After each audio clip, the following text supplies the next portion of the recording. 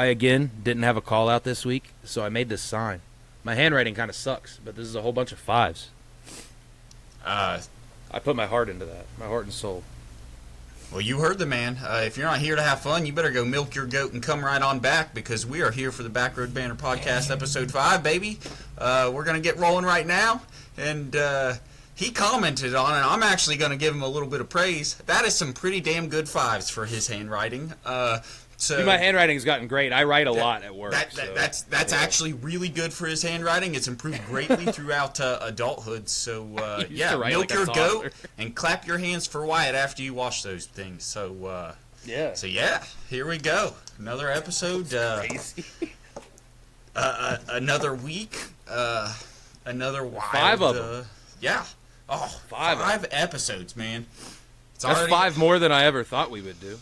That's 5 more. Yeah, I never thought I'd be a part of one. So I think it's really cool that not only am I a part of them, but I'm a co-host of a podcast. Yeah, you're on the front lines. Yeah, I'll just. You're on the only line, actually. You're on the only line. Yeah. The only 2-person line. We're here roughing it. I don't know about you personally, but for me, I'm currently recording on the right side. So I'm on the right line. I'm looking pretty good because I'm right-handed, so I feel dominant. I feel healthy. I feel like blood circulating through my body because I have a heartbeat. And from there, I don't know why we can't just enjoy today. Yeah, let's have a good podcast, man. Dude, yeah, that was a good one. Yeah. You know what? I'll kick it off. I'll ask the question this week. Let's just give me your weekly recap, dude. What went down? Anything good? Actually, a lot of good anything things. Good, bad, or ugly? I actually just mainly good things. So obviously, I had a pretty average week there last week. I was able to get a lot accomplished, and so was the marketing team that I was a part of get a lot accomplished last week. And whenever we had our meeting on Friday, that was cool. So on a work note, it felt good just to feel like we're making progress, and we're heading in the right direction in terms of where the university wants us to go and what they want us to advertise and kind of head up at the beginning of this semester. From there, Saturday, I had my uncles. I'm an idiot. I'm the uncle of the person that I went to the birthday party of. You went to your reverse uncle's birthday party. I went to my reverse uncle's birthday party. Hell yeah. My reverse uncle, his name is Nolan. He had a dirt bike themed birthday party, and it was an absolute blast. He made me smile so much because he was just so excited and had so many friends there, and like being an adult, it was super freaking crazy. And my sister and brother-in-law were cool. They had it at a like sort of arcade thing. So me and Faith, obviously, because we're parents, we just hung out and buy the food and stuff with my parents and with Courtney most of the time. But I was able to catch up with some of Courtney's old friends, and then right at the end, whenever I was getting ready to leave, Nolan had just a stack of freaking tickets that everybody was giving him because it was his birthday. That's and awesome. He was like, Uncle Justin, will you come and help me cash in? And I said, yeah, I'll show you what it is. And so I went, the guy counted, the dude at the counter was like, oh, okay, so you have this many tickets. He threw him an extra 100 because it was his birthday, which was solid. Like right away, I was like, you're awesome, man. You're awesome. Yeah, and shout out to that guy, whoever he is. Shout out 100%. Cartoon Playground up there in Nutter Fort, Clarksburg, West Virginia, in that area. Shout out to you, dude. I don't know who you are, but whoever was working the counter there on Saturday, you are awesome, so I appreciate you. That was pretty cool of him, yeah. Yeah, but the only reason I throw that in and I'm dragging this out is because it absolutely made my day like 10 times better. I wasn't really talking to Nolan much that day because he had a ton of friends. He's in school now and he had so many family members there, but I helped him with it. And the most expensive thing that he bought out of all of his tickets, and the very first thing that he bought after he finished with all of his candy and everything, he turned around and right as soon as I was getting ready to leave, he handed it to me. And nobody can see, but it's right there beside that it's that little like greenish gray dot right there. Okay, it's just a little character, but it was just freaking awesome that he gave it to me and that he thought of me as like, my first thing I'm going to buy is for me. So shout out to you, Nolan. You are awesome, and I love you, buddy. That is cool. Hopefully he doesn't listen to this show for quite some time. I very much hope so. I hope his mom, Courtney, you should listen sometime, and if you listen, just be like, hey, your uncle shouted, you're Justin. Your uncle shouted you out. Yeah, your reverse nephew said something nice about you on the show. That's exactly how I hope that's exactly how she phrases it. But it was good anyways. And then Sunday, again, another birthday party. We got to go down south to Beckley, to Oak Hill, and celebrate Faith's stepdad Eugene's birthday party. Birthday. Eugene. Yeah, man. It was so much fun. It was me and Faith and Layla, and then all of Eugene's kids. Kelsey, unfortunately, couldn't make it because Wyatt was sick, but you had to screw it up, Wyatt. Fuck you. I was good, sorry. Nah, fuck you. Nah, I can't believe you. But we all went bowling, just rented out 3 lanes and just bowled for 2 hours, and I did the absolute worst I've ever done in bowling. I sucked butt, but I'll touch on it eventually later, but man, it was cool to just kind of sit back there at random moments with Faith's mom while she was holding Layla and just look at everybody and be like, man, this is a moment to remember. Like, everybody's just enjoying their time. It's for, like, not just a good reason, but a great reason, a real reason to celebrate. And so, yeah, honestly, man, I had a really good week this past weekend. It ended really great and leading into another solid week here. Hell yeah. That's good to hear, man. I did a lot of the usual. Just I got to at least work regular hours, so I wasn't doing a whole bunch of extra hours. I am this week, but I wasn't last week. But I'm also off. I'm also off Friday because I'm taking a trip. But yeah, is that why you're off? Is that why you're working extra? You're just covering yourself. Oh, yeah, that's good then. I didn't want to eat PTO, and there was a new guy to train for the evening shift. Evening shift, so I was kind of like, hey, you need a guy to look after the new guy, and I need to make a time. I can't work Friday, and I don't want to use my PTO. So yeah, so that's awesome that they let you then. That's good. Yeah, it was nice. I like to think I'm well trusted there. I mean, it's not very high profile, but I like to do my due diligence. Yeah, sure you're diligent at your job and you're trustworthy at your job, so that's awesome. I like to think so most of the time. I feel like that's the goal of any job. Yeah, that's. I like to think I am most of the time. So, but other than that, the week wasn't out of the ordinary. I made an impromptu trip down to town that I don't think anybody knew about because I spent all Saturday sleeping. But, from work last week. From that, and I left here at midnight. Oh shit! Friday. Dude, holy fuck. I got your text and you were like, yeah, I made a late trip down, but to me, a late trip down's like 8 o'clock, 9 o'clock. Like I left at like 7? No. Yeah, like, dude, that's a story for another day. That's a story for another day, possibly off air, but that was awesome. But yeah, awesome. that was an impromptu trip that I decided to make. I'm glad I made it because with my trip coming up, I'm not going to be coming down for a few weeks, maybe a month or so. So I liked to get down and see everybody while I could. Yep.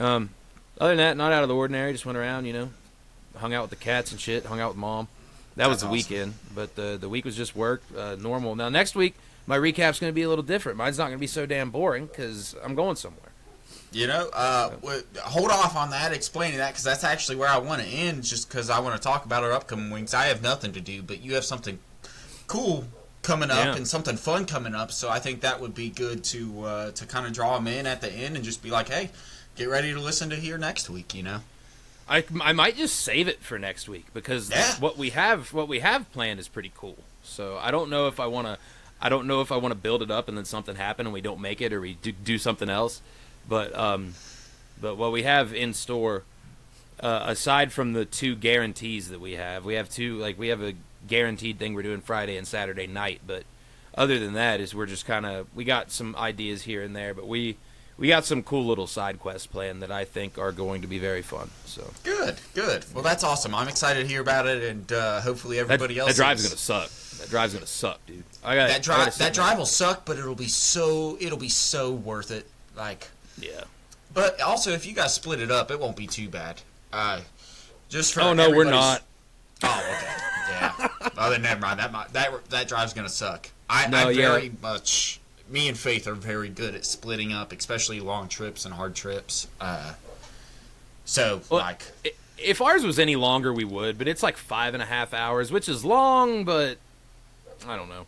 We might split it up. She might con me into driving, but our whole deal was like, hey, I take care of tickets and hotel, and you do the driving part, like the gas and the driving. So I take it back then. If you've already made the deal and your deal was for you not to drive, I never make a deal with my wife because I'm nice enough to be like, listen, if you're nice enough to drive for a few hours, of course I'll drive because, like, obviously it's not the thing, but the way that I grew up, chivalry is, I grew up with chivalry, and that means the man does the most laboring things at all times. And whenever that's sitting in a car driving, I assume that is.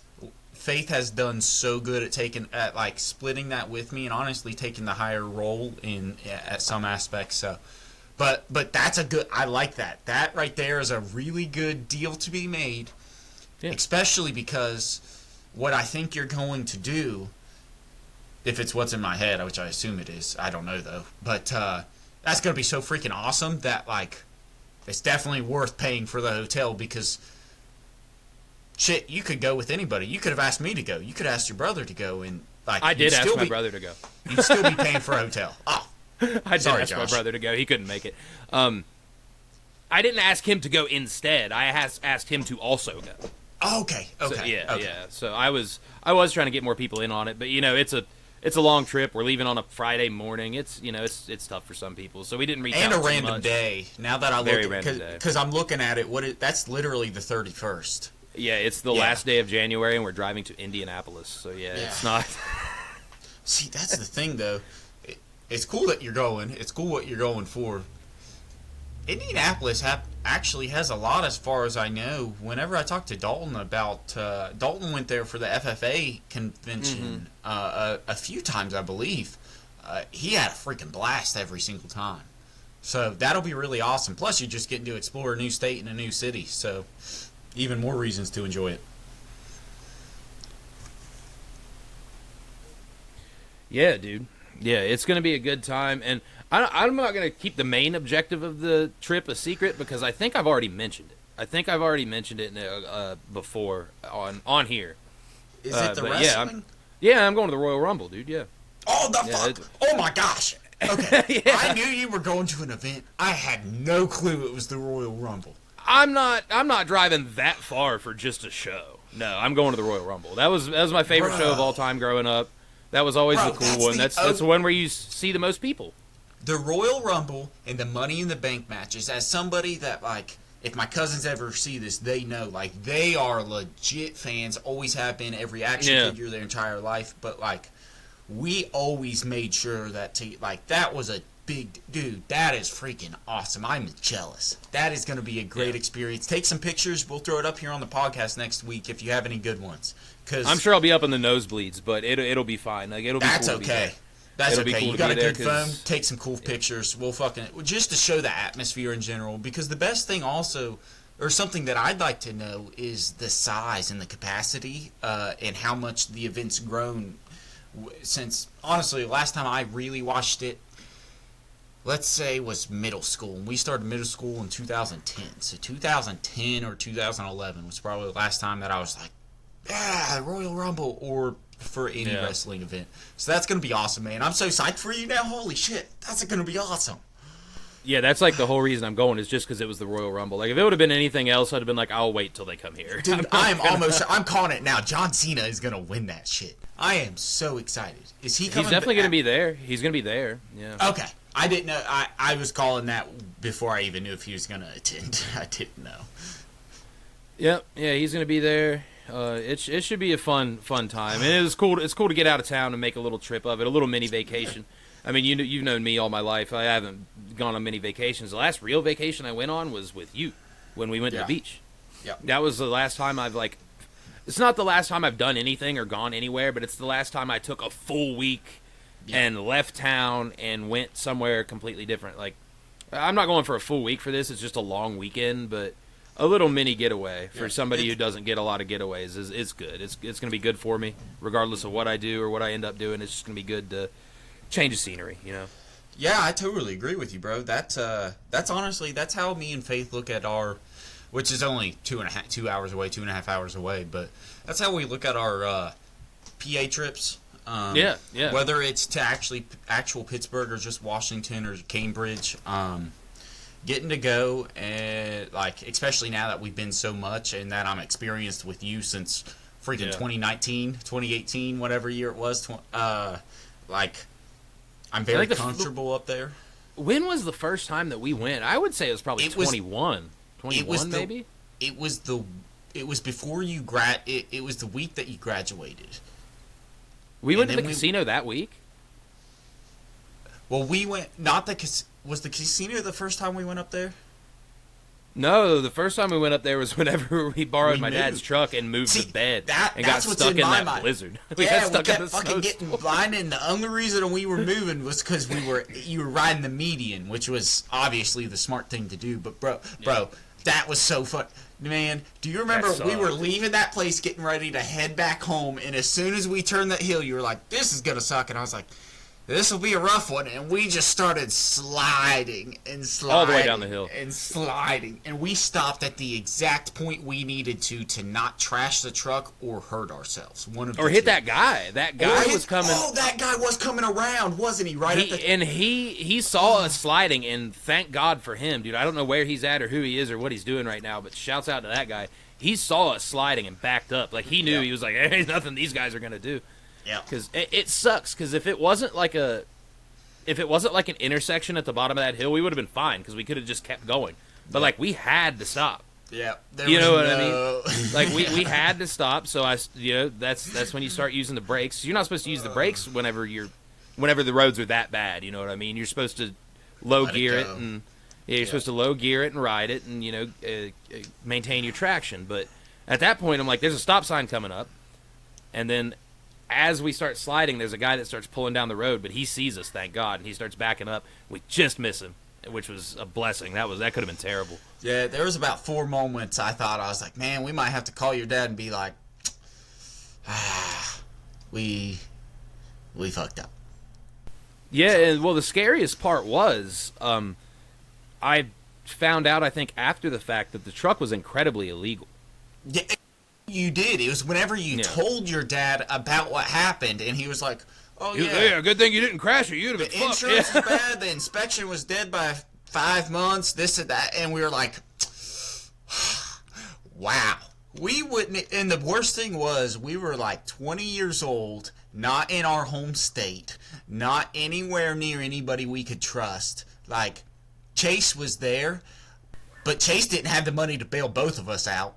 So if anything would have went down, we would have been fucked. I didn't think it would have about been a that. disaster. I didn't think about that. I didn't think about that aspect of it since that night. I forgot that your dad said that. Oh, man. He laughed about it. He laughed. Yeah, he did, which, I mean, I guess I laughed about it, too, after the fact. But I'm like, man, that could have gone a lot worse than it did. Yeah, we were lucky. But, yeah, that was a very eventful. Actually, I think that was a week after you graduated, almost exactly a week after you graduated college, something like that. Yeah, because I remember I moved most of my stuff up before I graduated, but not the bed. That's what we had to get. And not Christmas. You didn't move up before Christmas, but we moved you up before Christmas. So that's funny. Holy shit. Yeah, so I very much know the area. I know all that. So yeah, I get enjoying a little getaway, no matter how far it is, 6 hours, 5 hours, 2 hours. It's cool to get away from where you're at and just experience something different. That's actually what me and Faith are going to get ready to do. We're going to spend Valentine's Day. Valentine's Day falls on a Friday, and we're actually just going up there to Washington, and we're going to Top Golf and casino and do all this. Do the regular shopping and hotel and whatnot for that night. We invited my brother and my sister, my brother Ryan and my sister Courtney, and then their significant others. So I'm super excited, and we don't get to spend a lot of sibling time together. And since I actually know the area, and neither of them have none of the other 4 we're bringing have ever been to a casino. They've been to one, actually, I think. Maybe my brother's girlfriend. But Nothing that even the Meadows has. So I'm really excited to show him around. Excited to show him Top Golf, and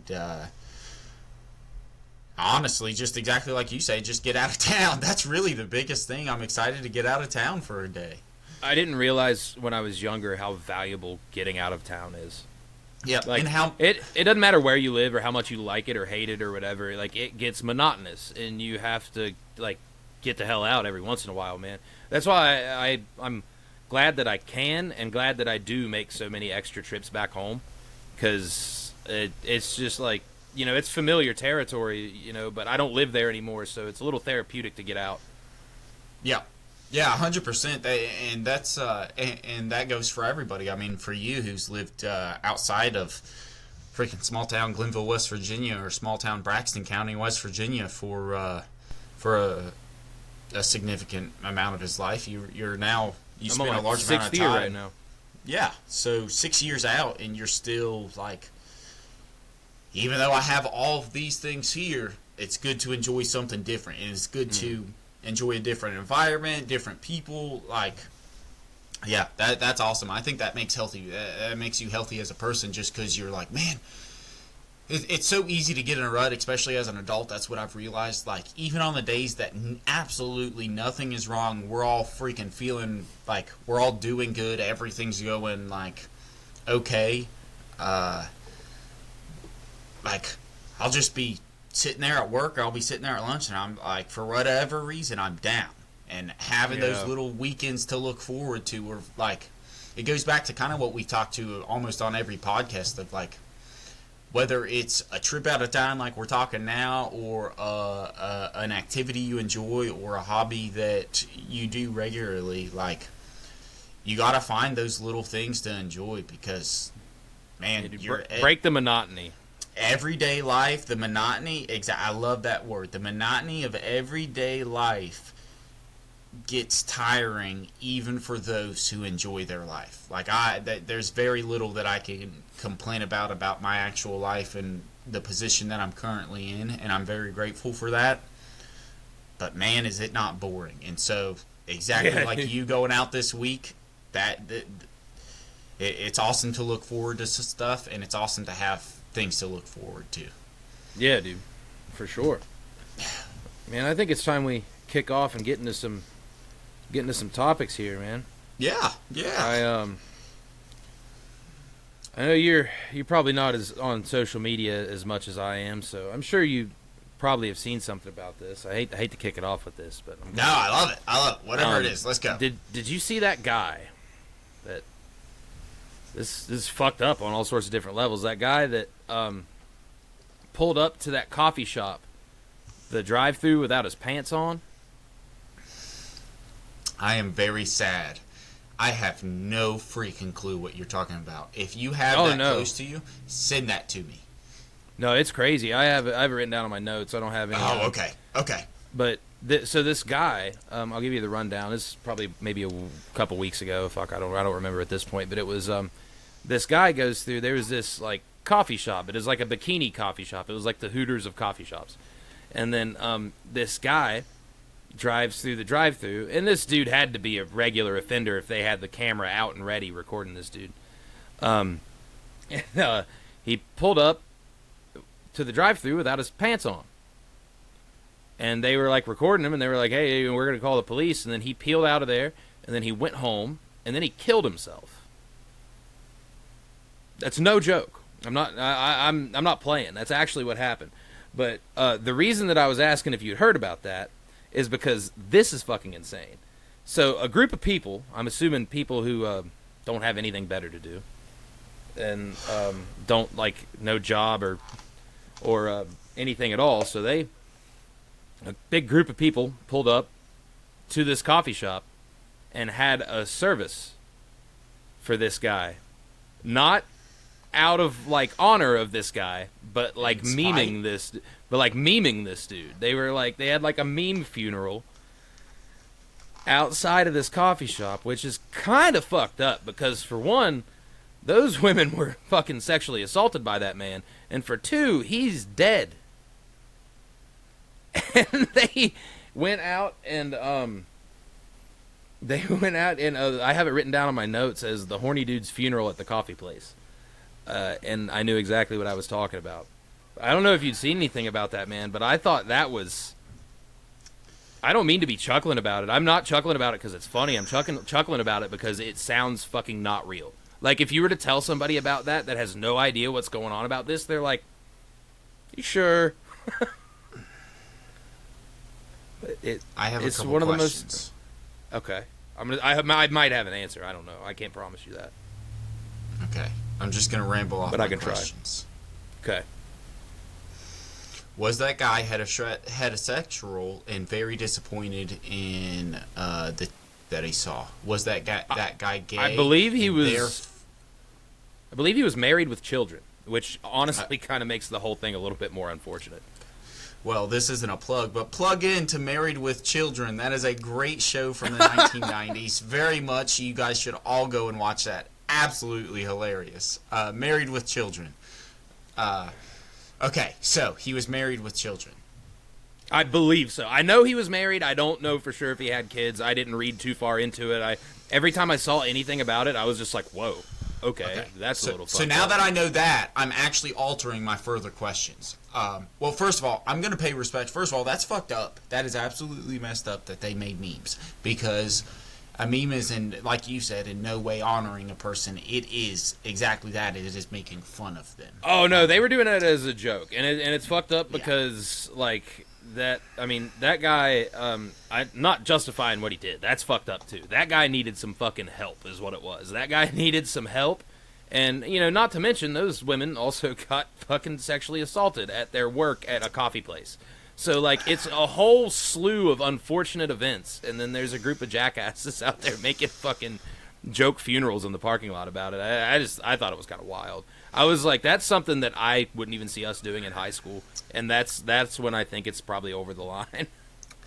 I am going to be that guy that makes women not want to watch this and say, that man was in his own car, he pays taxes on that car. Because he pays taxes on that car, that is private property. Because that is private property, he has the right to be in whatever he wants.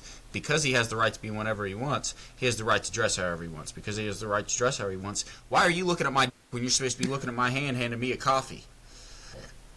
I'll blurp that out. I'm sorry. But for real, though, literally my private and my property. Private property. Private property. Yeah, no, I think I'm pretty sure dude was like cranking his shit. I'm not 100%. Oh, okay. Yeah, well, like he okay. He knew what he was doing. I don't think he was on drugs. I think he was just fucked up. I think he just had some shit to sort out, and should have not done it that way. We all get urges. But yeah, don't do that one. Don't do that one. In fact, not just that one. There is almost no drive-through where that is an appropriate action or response to be given your handler or server. Handler is a funny word for that one, though. Handler is a crazy word for that one. I don't know why I said that. That just popped in my head, though, handlers. Yeah, but I definitely... That's messed... Bro, that I did not hear that or see that video, and I'm extremely mad because I would have loved to have seen the comments because, like... Oh, the comments are nuts. Gosh, bro. Before I found out exactly how unfortunate it was, I saw it the day this happened. And before I knew exactly the left turn it took, I was, reading the comments on the video, and I was like, yo, these people are fucking funny. Yeah. That is awesome. That's awful. Comments are awesome. The action is awful. Everything else I said. Well, that's between me, you, and Wyatt. So, as long as you don't tell, he doesn't tell, we're all good. Definitely don't do what that guy did. Don't do anything that guy did, actually. We condone keep yourself alive and don't sexually assault people in drive-thrus or anywhere else, please. Yeah, we condone absolutely none of that. That is actually, unfortunately, I have nothing obscure enough to be like, man, to transition from that to this. I guess I should have saved that one. I don't either. I have nothing that's on my mind or nothing that's that I can think of that's happened in the past week to discuss that's messed up. The crazy thing is it's not even on the top of my list. I just saw it and I was like, oh, okay. That's awesome. That's awesome. Well, cool. Well, okay. Maybe this will transition. We'll transition from messed up to messed up emotionally. To just messed up to messed up emotionally, and then messed up in general. I sent you a picture. This is the first one we're going to do. So if anybody doesn't remember, if anybody's our age, they will remember. Like 10, 12 years ago on TLC, there was a show where it said where that was My Strange Addiction. And on that show, there was a man that was in love with his vehicle.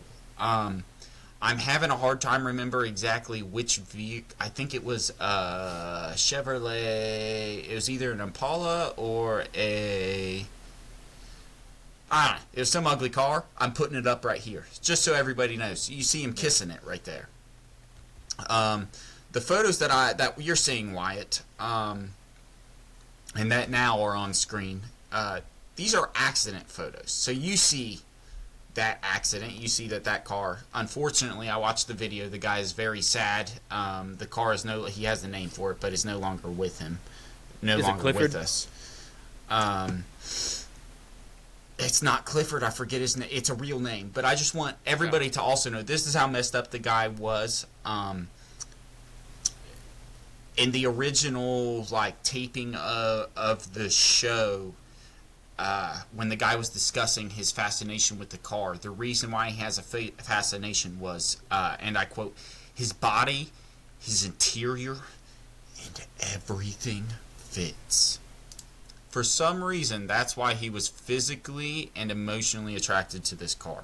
Not a nice car. That's an ugly car. But anyways, this car was in a serious accident during a routine pickup.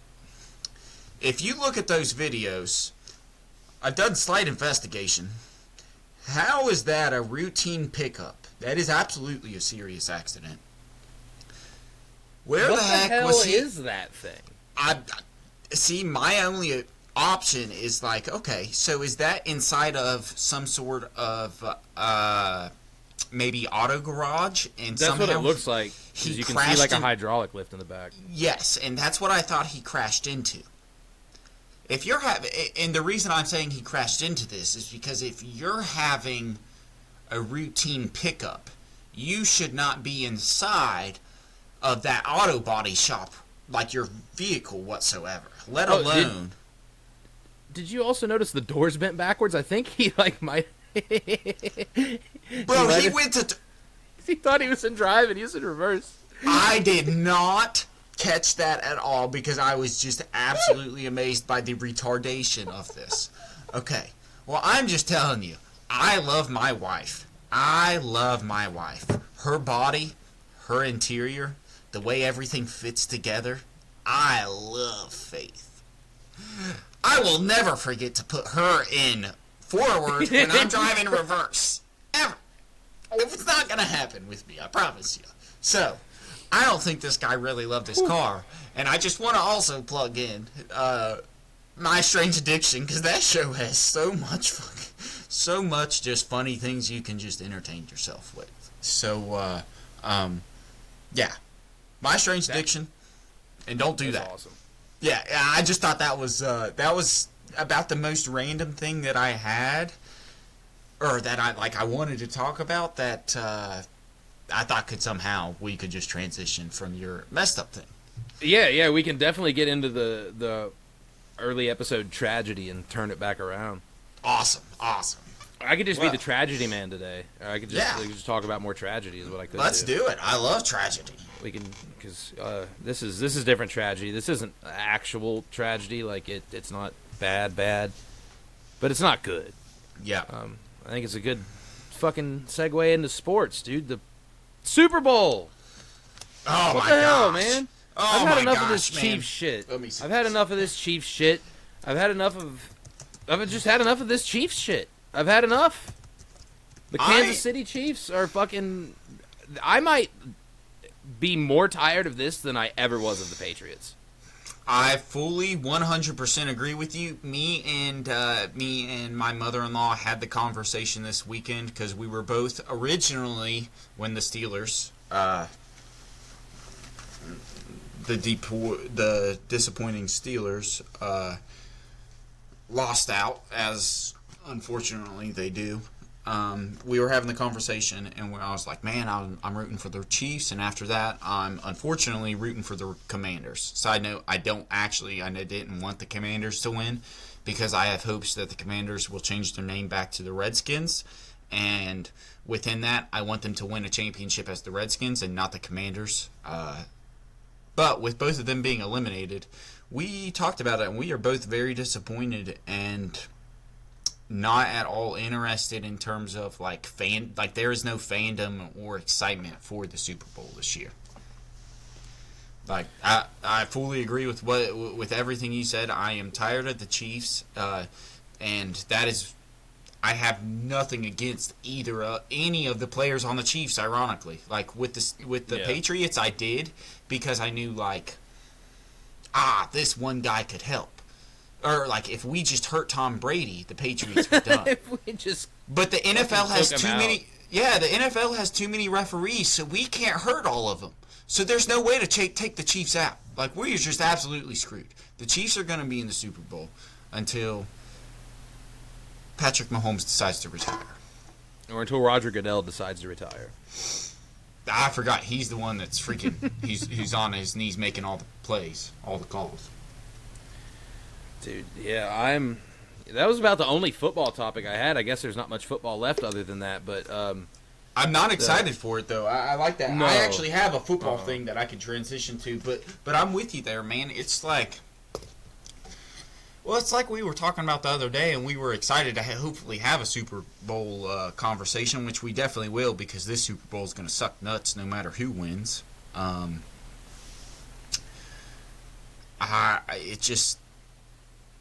I'm now turning my focus and hoping that the NBA Finals has something that will draw me in and be like, oh yeah, at least for this much of the playoffs, you gotta watch. Which you were talking a little bit about it last week, and then I was looking on it afterwards, and pretty good chance that the Cavs make it at least to the Eastern Conference Finals. So we should hopefully have a good season ahead of us, right? A little bit to look forward to. That would be really cool. And if they were to somehow win, I would totally go to the parade. Oh my gosh, bro! 100%. If you go to the bro, we're actually able to. We're not 18 years old this time. Yeah, we're not. Yeah. Last time we had $4 and all lived at home. Yeah, we were in high school. We were seniors in high school. Freaking. We had just graduated. Fun. Yeah. Oh wait, yeah, it was the fall of 2016, or summer of 2016. It was the summer. Yeah. Yep. Yeah. Yep. But it would be cool to see another one. It'd be cool to see another one for sure. Yep. Yeah. Dude, what football did you have to go into? I'd like to know. Let me pull it up on my phone. I have. Did you see where they're talking about replacing the onside kick? With what? So this is from I'm gonna find exactly who posted it, but apparently this is from Roger Goodell. Nobody quote me on this, but everybody can, because who gives a shit? Dude, I'll make up misinformation about Roger Goodell all the time as long as he doesn't sue me. I don't think so. I'll say stuff that's not slander, but that's probably not true. I'll be like, yeah, Roger Goodell doesn't wash his hands when he uses the bathroom. Allegedly. I don't know this for a fact, but allegedly he is not washing his hands. I'm just going to have to Google it because I can't find it exactly. It's just, whenever I read it, the only reason I thought of mentioning it on here or talking to you about it is because, I mean, you know me with the Madden. I'm not a kicker. I think kicking is for pussies. I think that you should not kick. I think you would die before you would kick. You would eat 100%. Razor blades before you would absolutely. I am bleeding in my mouth before I even decide to put a freaking tee down on the ground or have a place kicker out there. No. That guy can... No. You stay on the bench and make your millions, buddy. But anyways. That's crazy. Yeah, it's really stupid. So the NFL will explore replacing the onside kick with alternatives. and this is basically because onside kicks they're not converted, and so they want the conversion rate for the kicking team, or the possibility of conversion rate, to increase, because fandom's just decreased, and overall they think that would increase people being interested in the game. But man, that I don't like that. I think that's stupid. I'll let you finish what you're saying before I get my whole piece on it. No, keep giving your piece, because I'm looking for the piece that I read exactly, because it was so, like... The reason the onside kick sucks now is because the kickoffs change. You can't do a surprise one. You have to announce that you're doing an onside kick, and I believe you can't do it before the fourth quarter. Fourth quarter, exactly.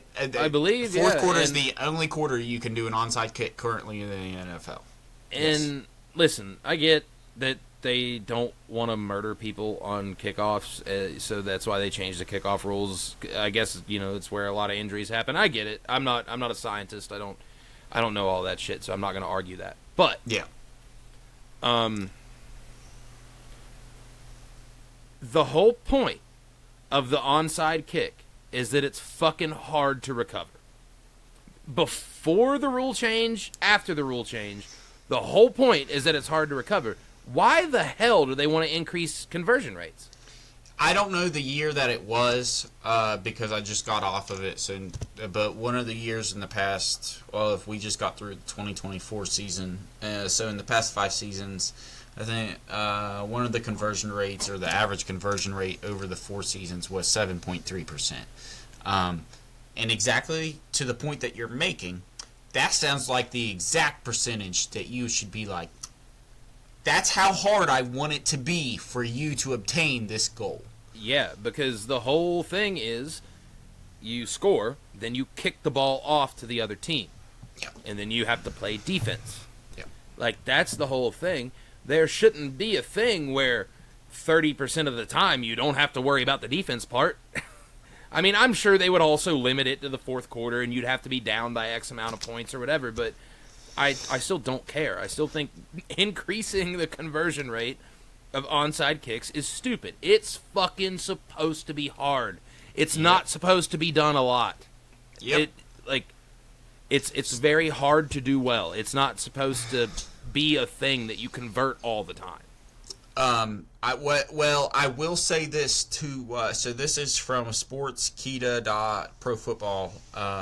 What I am seeing is said that via rumors of the NFL is that the proposed alternative to the onside kick is that the team must convert on 4th and 20. They automatically get pushed back to 20 yards and have to convert. And now that I see that, that's actually pretty damn hard too. That's also pretty tough. But it's not nearly as tough as converting an onside kick. No, especially whenever you look at, let's just say a quarter of the teams have both a quarterback and wide receiver pair that is almost guaranteed in certain situations, especially if you know a specific play. So, like, if you know you have 4th and 20, you can create plays. Like, if you get Justin Jefferson, a really good quarterback, they're cheating that system the whole time. Yep. I mean, the Chiefs would cheat it. The Chiefs would cheat it. Well, yeah, they cheat everything. Kind of what I was about to say. It's kind of why I'm throwing it in there, because I don't. But yeah, no, for sure, they would convert on about 80% of those. You get Justin Jefferson, a quarterback, they'd be automatic. You get George Pickens, a quarterback, you're gonna be pretty good. There's like you said, there's a handful of guys that's I don't want to say a layup, but a handful of guys that's not impossible. It's a lot easier than an onside. Yeah, very, very much so. I don't know the statistics, and I don't care enough about football to look it up, because statistics I'm not gonna don't find matter. it out either. I'm not gonna lie. But we both know enough and watch enough to know exactly that is true. So yeah, I just thought that was wild. I thought that was. I'm interested in it, just to see if it goes through. The only other, I'm looking at my notes and thinking over them here, everything that I've thought about over the past week. The only thing NFL related that I can think of I actually sent to you, if you'll pull it up. It's a check stub, and this is just for taxes. This is just so everybody understands why you don't want to live in California. And like, obviously, this, just so everybody knows, this is from an NFL player. So being an NFL player, yeah, he's going to make more than the average person. But the reason why I am telling you this is because I want you to focus on the taxes. So this was posted online. This wasn't from me, and I didn't like try to steal this guy's information. He posted it to show everybody. This guy makes $393,055 a game. Okay. Oh, that's his game check? I thought that was like his. I thought he was like a rookie signed off the practice squad or something, and that was his year. Okay. Nope. That's his game check. So that's what he makes in a week. So you add that up, he makes damn near $1.2 million a week. Just shy of it. But the reason why he posted this and is showing everybody this is the 49ers defensive end Eric Armstead. And the reason why he's showing everybody this is because he wants you to know, like, yeah, I'm making all this money, but for a pro athlete, comparative to states like Missouri, like Pennsylvania, like Ohio, like Texas, yeah. The taxes are so low. So I'm throwing it up on screen right now. Florida. Florida has fucking we'll get to that. But he made $400,000 a game, and over 49% of his game check was taken out in taxes. And obviously, because he makes over whatever California statute is, probably $200,000 a year, he is in the highest tax bracket. But it's still to the point of, how would you feel if anybody here was making $300,000 a year, and on that $300,000, you're probably being taxed 30 to 40%. So do 30 to 40% on 300,000, and you're looking at 120 to or 90 to 120. That's a lot of money that you're losing in taxes. Yeah. So like bananas. And like, obviously this guy is extremely wealthy and has an extremely good career and profession and makes a lot of money if that's just in a week, but it's still the point of, he's losing damn near $200,000 a week just that's to the nuts, government dude. Of California. Like, that was random, and I just wanted to throw it in because as somebody that loves finances and focuses on my own finances so much, I was like I'm going through my own personal issues with taxes, and I'm just glad I don't live in California and I don't have to worry about that crap, dude. That is awful. Yeah, that's nuts. I'm also really glad. I'm really glad I'm not a pro athlete in California. Like, don't get me wrong. I'd like to be a pro athlete. It would be pretty sweet, yeah. But it would also be like, that would piss me off. Yep. You know what I mean? Especially if you played somewhere else for the majority of your career, and then you go to California, and then you're like, what do you mean? Yep. You know? Yep. That'd be bad, dude. That'd be so man. bad. I don't know. That just throws me off on that. It makes me excited. This is just a sidebar. It'll come up at the end in my last minute rinse probably, but Donald Trump's talking about getting rid of the federal income tax, and that is a very good thing. If you listen to his speeches and you do your history on it, the federal income tax was created a little over 100 years ago, and it was due to the fact of America was greedy, and America thought that all the money we make, it needs to go to, like, a portion of it does need to go to the government for allocated resources. And though that is fair, I don't think the money specifically needs to go from the American people. Similar to Donald Trump, he thinks that we bring enough in non-domestically that we can cover everything that the American people pay federally. And I'm excited to see if that works. I don't know. I'm just excited to see what happens and see what goes from there, and obviously it'll be explored more, and I'm sure I'll talk about it the more I find out and the more I'm updated on it. But yeah, I think that's cool, and I'm excited to see what happens. Yeah, dude. That was I'm gonna transition. We talked a little bit about basketball a second ago. I'm gonna talk a little bit more about basketball, but a little bit more behind the scenes basketball, I guess. Did you hear about? Have you been keeping track at any capacity with this Jimmy Butler shit? Actually, I have not. It's ironic. My brother Caleb was telling me I was giving him a ride here to the apartment. So Faith gave him a ride to school this morning, and I was giving him a ride after I dropped Layla off, and he was actually informing me a lot on it. And I was basically telling him, like, man, I haven't. I mean, in years, I haven't been able to pay attention to basketball other than specific teams. And though the Heat are my team, the Cavs are also my team. And aside from their record, I really haven't been able to keep up on how either of them are doing. Caleb told me it was something to do with his attitude and with the way that he was treating or reacting to people within the organization. But from what I understand, it is a pissing match between both of them, and I might be wrong. And I might be wrong, but it seemed like, from what I understand, I have an article pulled up, but it's about the more recent scenario. It's not about the whole thing. So it seems like him and Pat Riley had an altercation. I guess they don't like each other a whole lot. He wanted out of Miami. He wanted traded, as people in the NBA do nowadays and have done for quite a while. It's common, Yep. Common works in the NBA and any sports, really. If you don't like where you're at, you want to trade, especially if you don't like the owner and he doesn't like you. And then it just seems like a back-and-forth pissing match between the two of them. I remember they suspended him for something because he publicly said that he wanted traded. And they suspended him. The Players Association got on the Heat's ass. I don't know what happened with that. I lost track of that. And then he got suspended today, I believe it was. It was this morning. He walked out of practice because he got told that he was getting replaced in the starting lineup. So he's been having this whole back and forth, hey, trade me, I don't want to be here. I mean, he's their star player. Like, let's be real, he's Jimmy Butler. Yeah. He's not the best in the league, but he's good. Yeah. He's pretty fucking. I'd like to have him on my team. You know what I mean? He's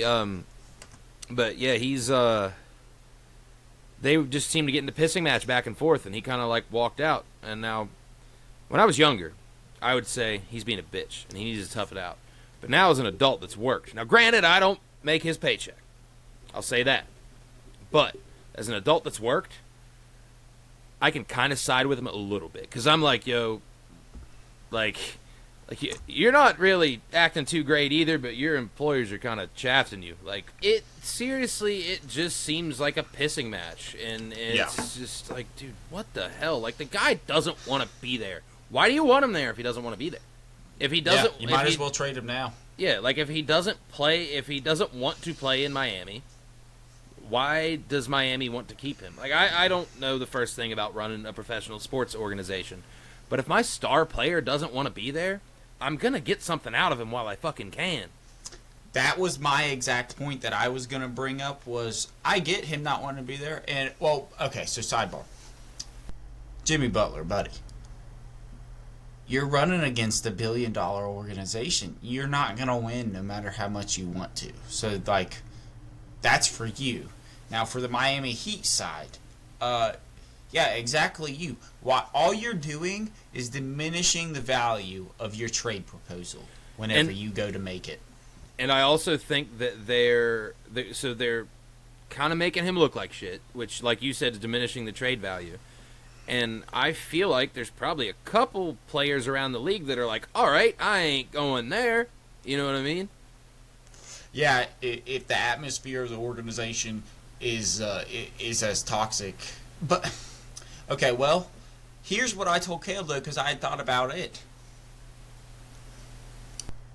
Jimmy Butler's 35 years old. He's about at the point to where, sorry, buddy, you're not leading a team to the NBA Finals by yourself. So that's where it comes into understanding your role, whether that's the lead or whether that's a 3 or 5 man. But it also comes into you just got to look at the facts.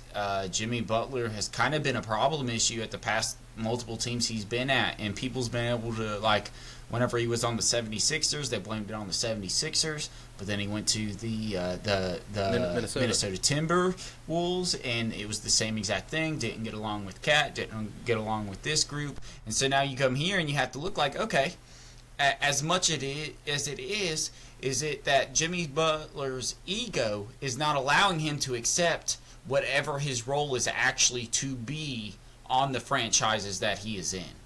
Yeah, that's a good point. And I just look at the reason why I look at that is because of social media, anybody that has a name to themselves has some sort of ego. And so, especially basketball players, and especially Jimmy Butler, who from a fan perspective, 100% is loved. I love Jimmy Butler from a fan perspective. I love the person he is. I love the adversities he's overcome. He's a good basketball player. It's just when I was talking to Caleb, who he pays attention to the NBA to the same amount that we did in high school, so he knows everything that's going on. Yeah, he's every single thing. In, yeah. And so whenever I asked him about his age this morning, he told me he was 25 or 35. I was like, yeah. Or gonna be 35, whichever one. I was like, no, yeah, I exactly. looked it up. He is 35. Yeah, he turned 35 in September. Yep. So it's to that point of I'm sorry, you're not LeBron James and you're not Kevin Durant. I can't count on you to, and you're not. Steph Curry's physicality is not gonna make him last, but you can shoot threes forever if you're not touched, which he has not been. Yeah. So. You're not either of those three players. You're not going to lead them at 35, 36, 37 years old. So my advice was actually to Caleb. I said, if I was Jimmy Butler, I would actually think about hanging it up here in the next year or two for the simple fact of saving my name, or saving as much of a name and as much respect for myself as I may have throughout the entire league, both to players, to owners, and then to fans as well. Just because, exactly like Derrick Rose, he'll go down as one of the best Bulls players to never win an NBA championship. He'll be honored throughout because just like Carmelo Anthony and just like Allen Iverson, he was a definitive figure in his time of the sport and for a very extended amount of time. So to me, the fact that he is this old and he's still this much of news to the league, I think it's more of an homage to him and being like, bro, we're giving you the credit where you deserve it, but you haven't been you can be the star. Yeah. You go ahead. Oh no, sorry. Yeah, there's a lot of other guys they could turn their attention to, but yeah, that's you're right. I agree with you. There's a lot of other guys that they could focus on instead of focusing on this. I guess this did just happen today. We'll wake up tomorrow and won't be focused on it. By the time this episode airs, it'll be old news. By the time this episode airs, he could be traded somewhere. Or, who knows? His hair and shoe style could have helped him out somewhere. We really don't know. Yeah, he's a media day legend every year. That's awesome. I always forget about the hair. I'm going to shout this out because I think everybody should check it out on Instagram. Go to Kevin Love. He's a professional basketball player. If you don't know him, check out his past 8 Instagram posts. Every single one of them is just a meme from a movie. It's just him recapping a movie or a show or something, and then read the caption because it's about Jimmy Butler. And it's the funniest shit because he's basically trolling both the Miami Heat and Jimmy Butler. And I never thought Kevin to do that, and it's making me so happy to read, man. Kevin so Love, everybody awesome. go check out Kevin Love right now. It's awesome. Do you think his number 0 gets retired in Cleveland? Yes. You think so? I think it will. Well, actually, no, I don't. You don't think so? No, I don't. Only because, no offense to Kevin Love, if I'm going to shout out a white boy, I'm going to shout out Matthew Dellavedova for the Cavaliers. Because that man was a pivotal part of so many wins, so many seasons, everything. He is somebody that at the time got a lot of credit, but I still think about very randomly. Yeah, dude. That dude was a tiny little Australian baller.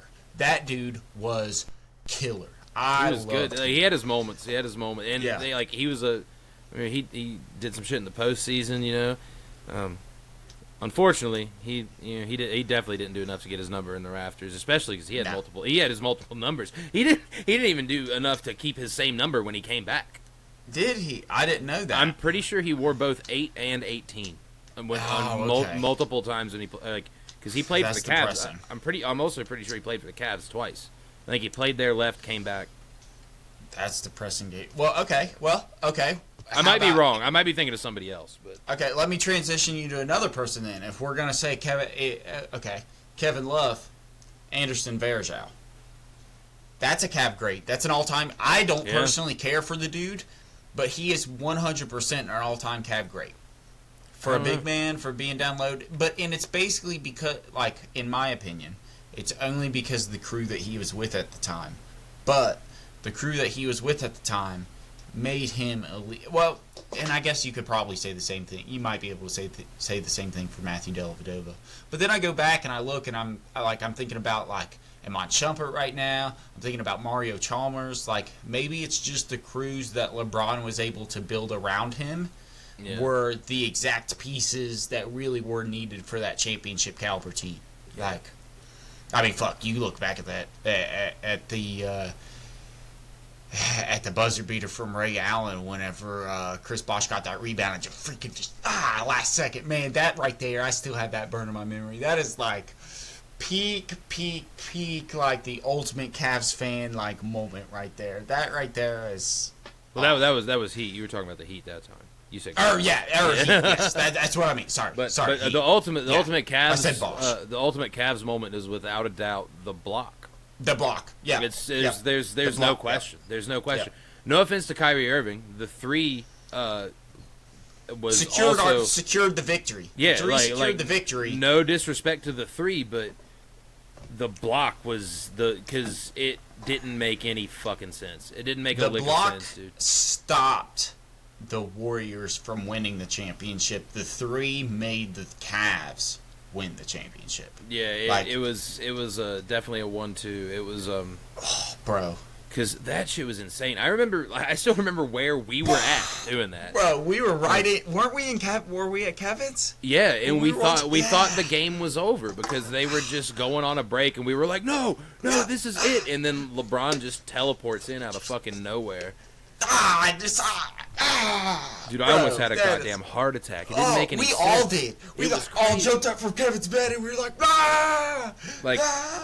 to be honest, the replays of it are good, but the replays don't do justice of what it was. And honestly, it makes me like,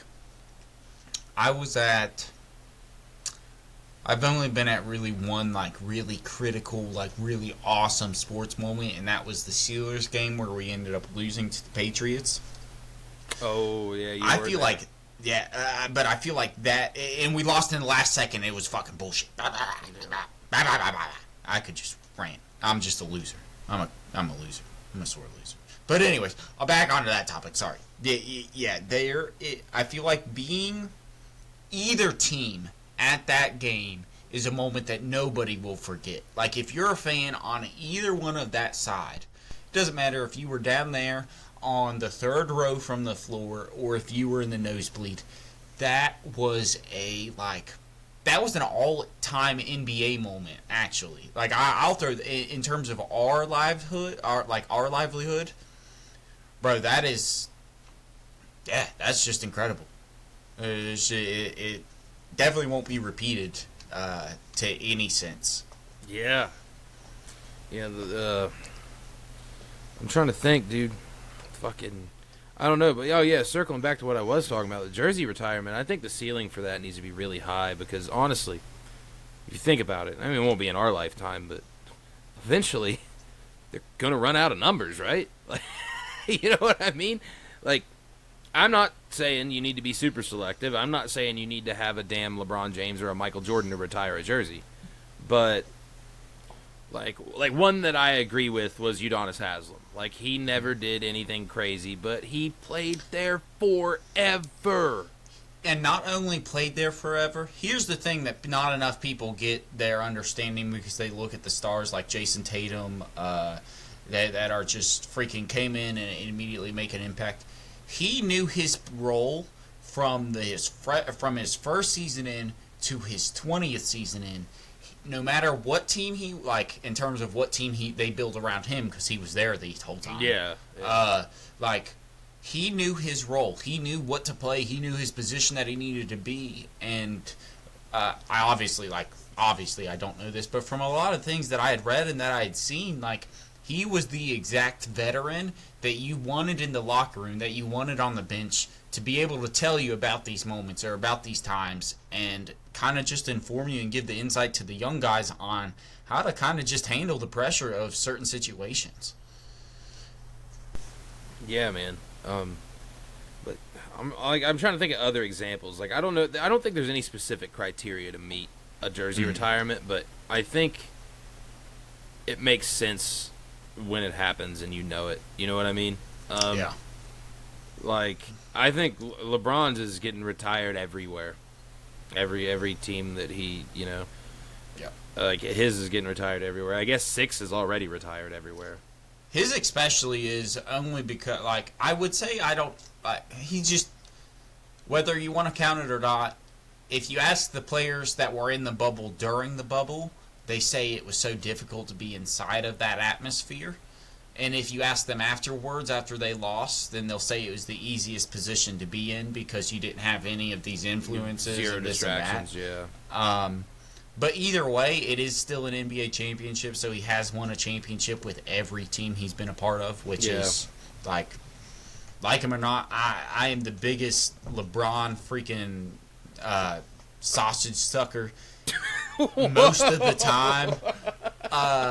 That's fucking crazy. I didn't think you were going to say that. These past few years, since he came into the league, man, I still remember one of my favorite freaking memories. In 6th grade, we have, in 6th grade, you have a Christmas exchange with just a random student or whatever.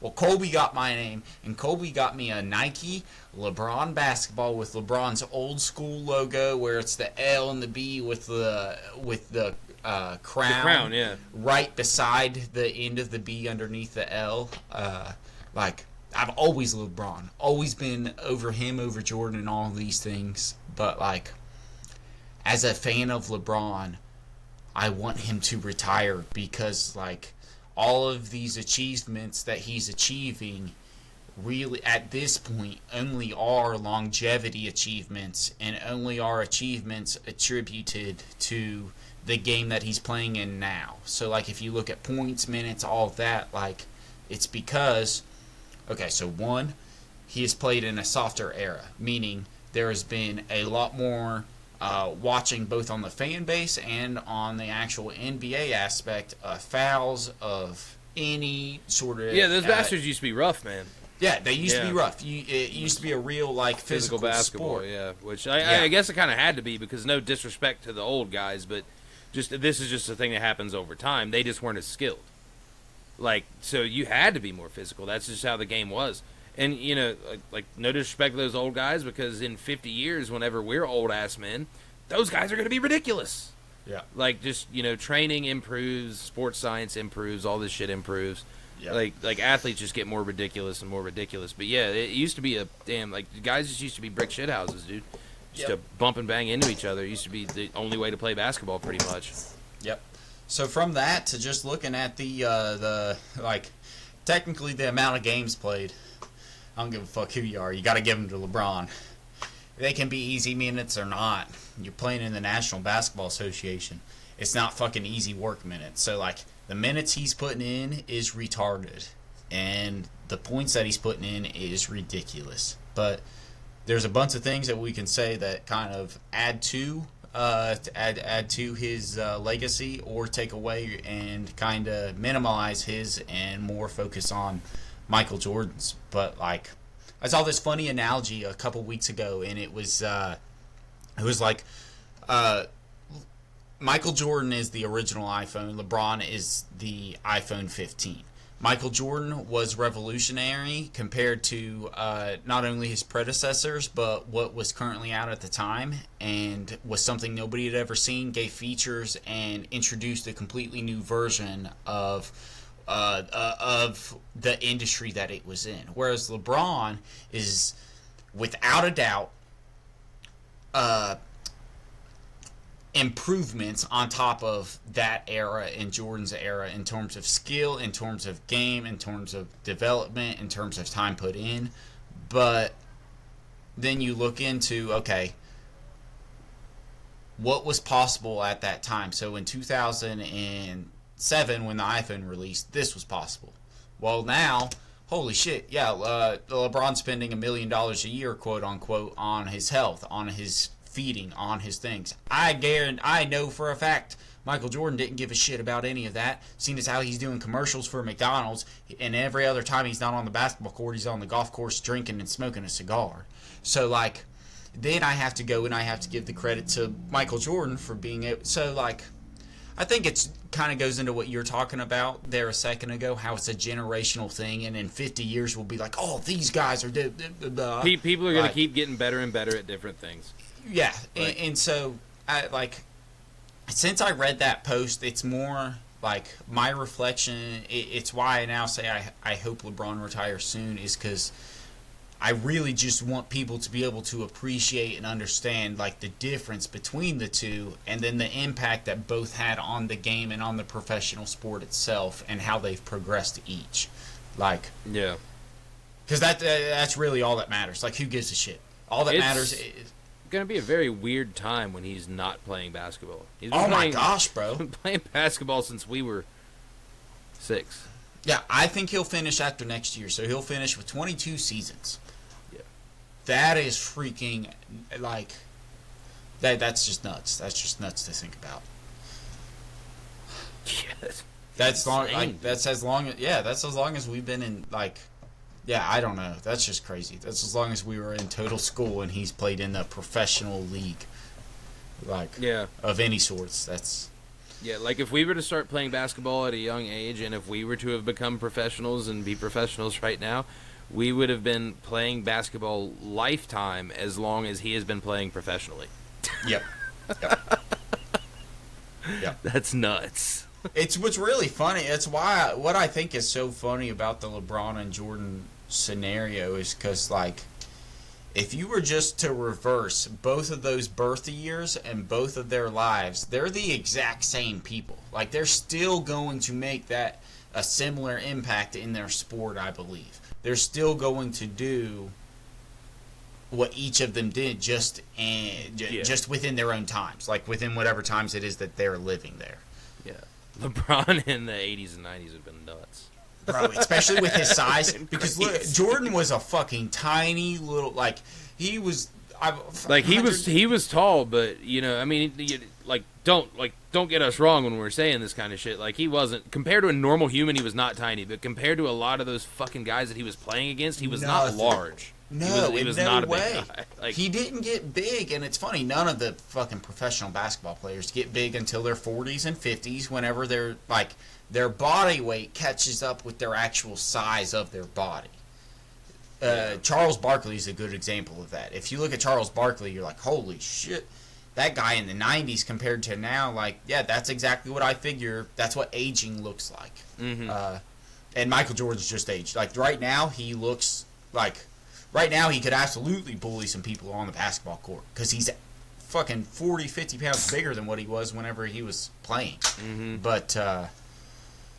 But yeah, he was tiny back then. LeBron would have a lot more opportunities, I would say. Yeah, I don't even know how much he weighed when he played, but he was just like, yeah, he didn't stand out physically as much as LeBron does, especially get to prime LeBron. Like, if you don't know anything about basketball and you watch that guy play basketball, you're like, that's a big fucking dude.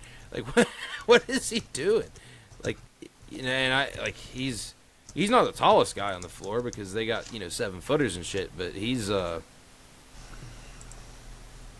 takes up some space. Like, he's jacked. Like, he's a fucking real football player built for a basketball player. Yeah, so I just looked it up, and I'm giving him his peak year. Michael Jordan's peak year was 1996. He weighed 218 pounds at his absolute max of the season. Yeah. LeBron in 2018 weighed 250. I was about to say probably 245, 250, yeah. Yeah. So, and we know he's averaged that weight since probably his fourth year in the NBA. So, you're not messing with that guy. Like, you're not going to be able to bully him as much. You're not going to be able to right. Like, you could keep up. Like, I would like somebody to get a time machine and snag both of those fuckers and put them in a one-on-one game. Dude, seriously, that's what we need to do. Please. You know what? In 60 years from now, it's got to be possible. Somebody go get. We don't care about anything other than exactly what he just said. Go get prime Michael Jordan and go get prime LeBron, and just one-on-one, and let the world see it, and then get back in your time machine and drop it off like Santa Claus, just sprinkling it across every year. And then, like, I wake up one morning and there's a damn LeBron versus Michael Jordan one-on-one tape under my damn pillow. That'd be cool. Oh, dude, that would be fantastic. I would absolutely love that. I would love that. Wake up, Michael Jordan, wake up on Christmas. Pillow, that would be crazy. Wake up on Christmas Day and there's just a lone, like, there's a Christmas tree you didn't even put up in. With a whole loan package underneath of it. Just a freaking video as soon as you open it of LeBron playing Jordan. That'd be sick. Oh. That's what we need to have AI do. AI would do it fair enough. Yeah. We give it like 3 more versions of ChatGPT to increase itself, and improve itself, and we just see what happens. We could do it on Blacktop. I do believe, don't quote me on this, I think I got the YouTube Live working. Nice. That would actually be fun to do. That would be pretty sick. That would be cool to just sit there and have a good little party night. A conversation over them. Yeah, dude. Watching some Blacktop shit. That'd be fun. Yeah, I will give it a test run when I'm done. Next time you're in town, we'll have to do that. We'll find a way to record and watch the screen and watch us at the same time. We'll go back and forth, and we will do exactly that. That'll be fun. Well, if I'm in town, what we could do is we could just sit there with 2 controllers, 2 headsets. Go to town. Oh, because you can record from your computer while we're playing. I could record from the PlayStation if we were just doing if we were doing a live stream. I could just live stream it straight from the PlayStation and catch all of our audio and everything on the. Oh, nice. Oh, we'll definitely have to try that. Everybody, pay attention. If you're watching this, the 3 people that are, check that out. That'll be fun. Yeah, we'll drop in at some point. I'm definitely I'm making it a point now just because I got it working. I'm gonna at least dive in and play something every once in a while. I'll let people know though. Yeah. I won't do it in secret. Other than the test runs, I'm not going to let anybody know about those. I'm just going to pop in and do some test runs. Just to make sure it's going to go smoothly and pick the best time of day to do this kind of stuff. Yeah. Things like that. Yeah. So yeah. It's a work in progress. It's not on the top of our priority lists, but it's on the priority list somewhere. Yeah, we got lives outside of this that we have to complete.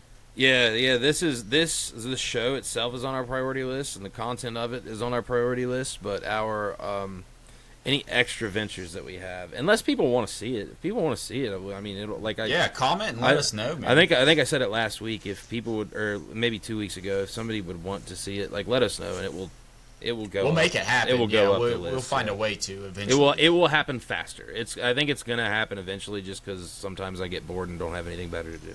Yeah. But yeah, man. I think that's awesome. I think it's a good close up on sports. Unless you had anything else, man. I had some few things, just a little bit of shoes. Yeah. I mentioned there. I sent you a picture. I'll just mention it real quickly. A few weeks ago, I mentioned how basketball shoes are getting shitty. Well, recently, well, just so everybody knows, Puma traditionally, I don't care who you are, their designs haven't been bad, but Puma's not a basketball shoes. But I would buy these basketball shoes. These are the LaMelo Ball newest version. He has a TMNT, Teenage Mutant Ninja Turtle version of his Puma basketball shoes that he's released. And I specifically sent, and I'm going to show these, the Shredder version, because though I'm not a person that would technically wear these because I can't find something to match them with. I find them to be the sickest shoes out of all 6 pairs that are being released. These are the Shredder version. And I just wanted to get your opinion. Why? Because I think the design's really freaking sick. And for a basketball shoe, I would probably wear them. Yeah, no, they're pretty cool. I know when I was, I haven't played basketball in quite some time. I haven't played since middle school. But when I was in middle school, if I saw these, they would 100% be on my radar.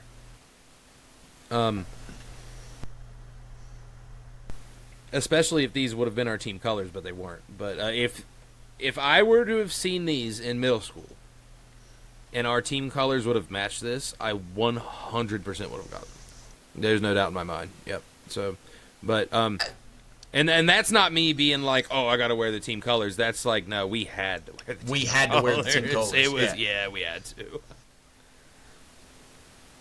Now it's not as now you don't have to. Like whenever my brother Caleb was gonna play, every time he did play, but then this year, like, he was just gonna get odd shoes that he just thought were cool and stuff that did not at all match. So it's why I thought it was worth throwing in here, because in today's age, I guess you don't have to match, and if you don't have to match, get some cool shoes, man. They all cost hundreds of dollars now. Yeah, say TMNT Shredder shoes, LaMelo Ball. Those are pretty sick. I will give LaMelo Ball and Puma their credit where it's due. Those are nice shoes. I like them. I'm not a big basketball shoe wearing guy nowadays. I don't find them very comfortable because I'm old and large. But but I definitely enjoy just normal like Nike runners. Yep. Yeah, I'm a lifestyle shoe guy now. I need to. I have multiple shoes specifically for depending on what I'm doing, but it's comfortability over everything now. If I was still a basketball shoe guy, I'd probably get those. Yeah, those are sick. I just wanted to throw those in there before we transitioned over, just because I thought they were cool. And earlier, a few weeks ago, I said that basketball shoes have been downgrading, and those are cool. Other sidebar, if anybody checks them out, the LeBron James is releasing a brand new LeBron Legacy. It's actually not too bad. It's going to be a pretty nice, simple shoe, and because it's a Legacy shoe, they cost less expensive than the average LeBron. I would say retail is probably going to be $125 to $135. Everybody check those out. Just a nice, simple-looking Nike shoe. It actually looks similar to some old Pegasus, if anybody's seen those or knows what those are. Just nice shoes. So, yeah, check those out. Anyways, this is just random. I just want to throw it in here now because we're in a transition period. I don't know if anybody else uses it. If you do, just comment and let me know, and maybe I'm just the oddball. Snapchat, please get rid of your stupid AI thing. I am sick and tired. That thing's dumb as fuck. I want to delete that every single day. There's not one time that I'm going to be like, oh gosh, Google's not helping me. Let me ask Snapchat. No, not a chance. Never. So, the fact that you leave it at the top of my message board and everybody's message board pisses me off. There is no need for that. No. You already have all my... You don't need anything else, buddy. You don't need to know what I'm asking about. I'm gonna bleep that. It's always like a real freaky looking cat too. Like I don't. You can't see it, but it's. Back it up. If you back it up away from your screen computer, usually you can't. Maybe you can't. My fucking. Nobody can see. That's upsetting because my guy's skin's like blue and his hair's green and his shirt's purple. Yeah, mine is the exact same. Nobody can see, unfortunately. But I changed mine to AI Spy, and I put a bunch of X's with eyeballs there so that I know. Don't click on this retard. Also, sidebar. I'm with some of the people that I've seen, professional comedians, and just on social media. Let's bring back the word retard. This is not a deafening thing to anybody that is mentally handicapped. This is for the normal people like me that is retarded in certain specific scenarios and needs to be let known, like, dude, you're being retarded. And I'll be like, shit. Let me get it together. I think it should be okay to use in traffic. there we go. We have Wyatt's opinion, and we have my opinion of all time. If you're being a dummy, it's just a descriptive word. Similar to how I use the word gay. I use the word gay as a descriptor for odd, weird, not fitting right. And that's nothing against gay people. That just has to do with the time period that I grew up in, the language that was common whenever I grew up, and seeing as how I have gay friends who I constantly say that to now, that's okay. So don't be pissy. Gay. Dude, I grew up with an older brother, man. I heard that shit so much. Oh, dude, yeah, even more than us. Yeah, I bet so much. His generation literally coined that term as like just off the wall weird, just an odd phrase to say. Yeah. Yeah. Yeah, that was weird. Yeah, my parents got onto him for it, but it was that's funny. Yeah, they got onto him for it eventually. That's good. I remember it one time because they were like, "You need to stop saying that." Like, why it's a little kid. That's not exactly. Yeah, that's how I am now. I have to catch myself. No, because I'd start like retaliating. I didn't know what it meant. I was like 7. I didn't know what was going on. Just if I got called gay, I'd call him that back. And then my parents that's when mom drew the line. She's like, "All right." Dude, my cousin, I was talking about it earlier. My cousins that I grew up with that were like the wrestling fanatics, like still are. I don't know why I'm saying were. That was their favorite term was, "You're gay," and then they'd scream it across the other house to like the other brother, and then. Obviously, me being young and not being at all into any of that, and my parents being very disciplined with me, I also was just like, "You're gay too. You're gay," and I would just sit there and I'd be like, "Oh, this is terrible of them." But then I'd think in my head, "No, you're gay. You're gay," and I just call everybody gay. It really I don't think I knew. Like I know I didn't know. I didn't associate gay to any sort of sexuality. I associated it to the mentality that the person was having, or the overall feeling of an event or a specific thing. Like, yeah, I had no idea what it meant for the longest time, dude. I was just a little child, just hearing it from my older shithead teenage brother. He's a very normal, well-behaved adult now, but he But you know, back when he was a teenager, in the mid 2000s, he was a little bit of a shithead. So yeah, I heard it 500,000 times. I never knew what it actually meant. I don't know when I actually learned, but it took a while. It wasn't when I heard it from him. It was just kind of like my mom was just like, "Would you stop using that as an insult? Because this is not." I guess not the meaning, and that's not how other people outside of that conversation will take it. I guess my mom was super ahead of her time, though. Yeah, that's good. That's good. Because she knew. She was like, "Listen, you fucking cannot be like saying that shit, insulting each other." Yep. I think I'm lucky that I just grew up on Power Rangers, Rugrats, and fucking Extreme Makeover Home Edition, because I did not know. Like, I'm right there with you. I didn't know what any of that.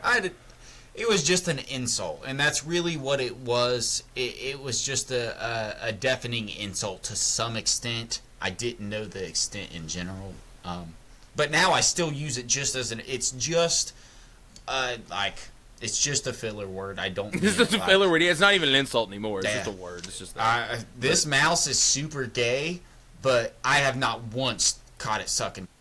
Like, ever. I've tried. It even opens up. I try to catch it. There's a camera over there. It doesn't do it, but it's gay. But that's only because it moves too fast. So because it moves too fast, I find it gay. It's not homosexual, though, just so everybody knows. I've tried. I am, but it's not.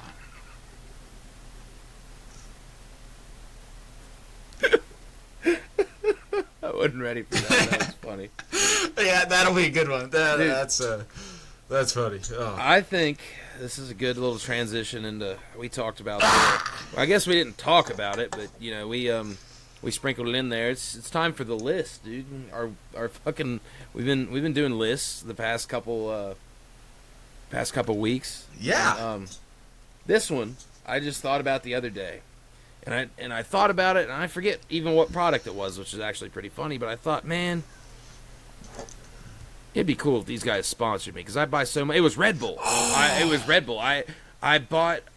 Every time I go to any damn convenience store, I'll get the, every store's got the 2 for $6 deal on Red Bull pretty much. I go and get 2 Red Bulls, and I'm thinking, man, if these guys were to sponsor me, that would make my life a lot easier. So that got me thinking, like, whoa. And Red Bull's not going to be on my list because I use that as an example, but it just got me thinking, like, man, that'd be kind of a cool thing to talk about because I want to know what kind of shit Justin would come up with. So I said, I want you to think of some things that if you were to get sponsored by them, and you were to choose what they were, what would they be? So, and whenever you make that decision, you gotta, like, I was really just thinking about the free shit I would get. I wasn't even thinking about the money. I wasn't even thinking about how popular the thing was. I was just thinking, what kind of free shit would I get? So that's the thought that I put into this. So I'd like to know just one of yours, and I'll give you one of mine, and then we'll we can just I like that. We'll back just and ricochet. Forth. Yeah, we'll paddle ball it back and forth. We did it last week with whatever the list was that we did. But yeah, this is our list. Okay. Well, first of all, I really like this question. I really like this, and I hope we're just gonna random segments like this will be happening forever. I think when this one popped into my head, I felt like a damn cartoon with the light bulb going off. I was like, I think this is a good one. That is a very good question. And if I'm gonna have to choose sponsorships, and it's more than one. Because whenever people are approached with sponsorships, it's one at a time. You negotiate over a 3 to 6 week time period, probably. And it's a lot of back and forth. I get 5. So because I get 5, and this is episode 5, I'm taking this like NASCAR, baby. And what is going to be striped down my side? Okay, this is what's going to be striped down my side. So first of all, you gotta have energy if you're gonna be doing anything, and you actually led into it. So it's why I'm gonna list this as my number 1, because I was like, what's a product that I would back, that I use a lot, that I like the benefits of, and that I completely ignore the negative side effects of, and that is Rainstorm. Rainstorm is Monster Energy's healthiest version of energy drink. It is smaller, higher than all of their other ones in terms of so the total amount you get, fluid ounces to the amount of caffeine, is a higher percentage, but they are traditionally fruit flavored. There's a kiwi green apple, which is my favorite. There's a peach, there's a mango, there's a strawberry apricot, there is an orange tangerine, there's an orange. There's so many, and they've recently came out with non-carbonated ones. I don't recommend. I like the carbonated ones. But so my first one is Monster Energy, and Monster Energy specifically, Rain Energy Storm. 250 milligrams, 12 grams of sugar. I didn't know. That's actually why. There's 0 grams of sugar. I didn't know that Monster made those. Yep, I didn't know that was Monster's thing. Yep, it's a product of Monster, and actually, which I've known for years. I'm going to give a shout out to our buddy Nathan Stout. He introduced it to me like a year and a half ago over the summer, just randomly, and since then I have unhealthily made the conscious decision to drink one every single day. So I pretty much averaged that 5 days a week for the past year and a half. So that's about 5 years off my lifespan. But I've had a lot of energy in that time, baby. There you go, dude. You made up for it. Yeah. You were able to do more things. So exactly. So Monster Energy Rainstorm, and but also just a side note, shout out to Monster. They just they did an event up here at the university here last week, bro. And I went over there to get photos, obviously, just try to get students getting free merch and shit. Bro, they gave out everything from bicycle and skateboard helmets to t-shirts and stickers and tattoos and but they gave out so much Monster Energy that while I was there, I got a kick out of it because he gave me a couple of the Rainstorms because that's what I asked for. But this student came over and he was like, "Hey, could I get one of them?" And he was telling them about all the kinds they had, the difference between, like, okay, so these large monsters have 200 milligrams of caffeine, but they're 16 ounces. These are 12-ounce cans, which are the Rainstorm, and they have 250 milligrams caffeine. Told him the benefits, the negatives of both, and the guy was like, "Awesome, could I have one?" And he said, "Here, buddy," and just slid him like 3 or 4. And he said, "Really, I can have these?" And he said, "What, do you want more?" And then the Monster Energy guy literally was like, "Give me your backpack." Told the guy to turn around and backpack, loaded his backpack up, like, completely full of monsters, and then he turned around, and the guy said thank you, and he said, "If you want more, come back in about 30 minutes, and I'll give you more." And I got a kick out of it, and I was just sitting there laughing. I was like, man, they're literally giving out fucking $50, $60 in energy drinks per kid to certain kids. And then this one kid had the balls to be like, "Can I just have a case?" Oh, that's sick. Give it to him? Of all of them. Of every... He said, "Come to my van whenever I leave at 2:50. If I have them left, you get whatever's in my van." Odd choice of words. Yeah, I know. Hopefully there was no monster, but there was a little snacky in there for him. But yeah, that just shout out to Monster Energy. That shit is freaking, like, fueling us in Glenville State University since 1997. Actually, they were started in like 2008 probably. So, like, and I didn't start drinking them. You know what? No, 1997. Before they were even started. They used to not be Monster Energy. It used to be, I believe, Hanson's energy drink is what it was. Oh, I actually did not know that. Yep. I did not know that at all. Yep. That's really interesting. Hanson's. Yep. I believe. Don't quote me on that, but I guess we can look that up in our off time. But I think that's right. Well, no offense, but to the Hanson family, Hanson's giving me no energy, but Monster's giving me a lot. So, props for the name change and the marketing employee. That's absolutely. Awesome. It made him a shitload of money. Yeah. Yeah, man. I'll go with mine. I'm going to stick on the theme of drinks, mainly because I got a bottle right here because I wanted to keep it whenever I got it. Yeah. My first one's going to be Coca-Cola. Oh, okay. Nice classic. American classic. Yep. It is actually Mexican. Oh. I don't know if you can read that's Spanish. No, yeah. I know about 8 Spanish words and 1 million Spanish numbers, because once you count to 1,000, they're all the same. It's repetitive. Actually, once you count to 100, they're all repetitive, aside from like 2 letters. But once you count to 1,000, then you can count to 1 million. But I figured Refresco basically because it was a drink.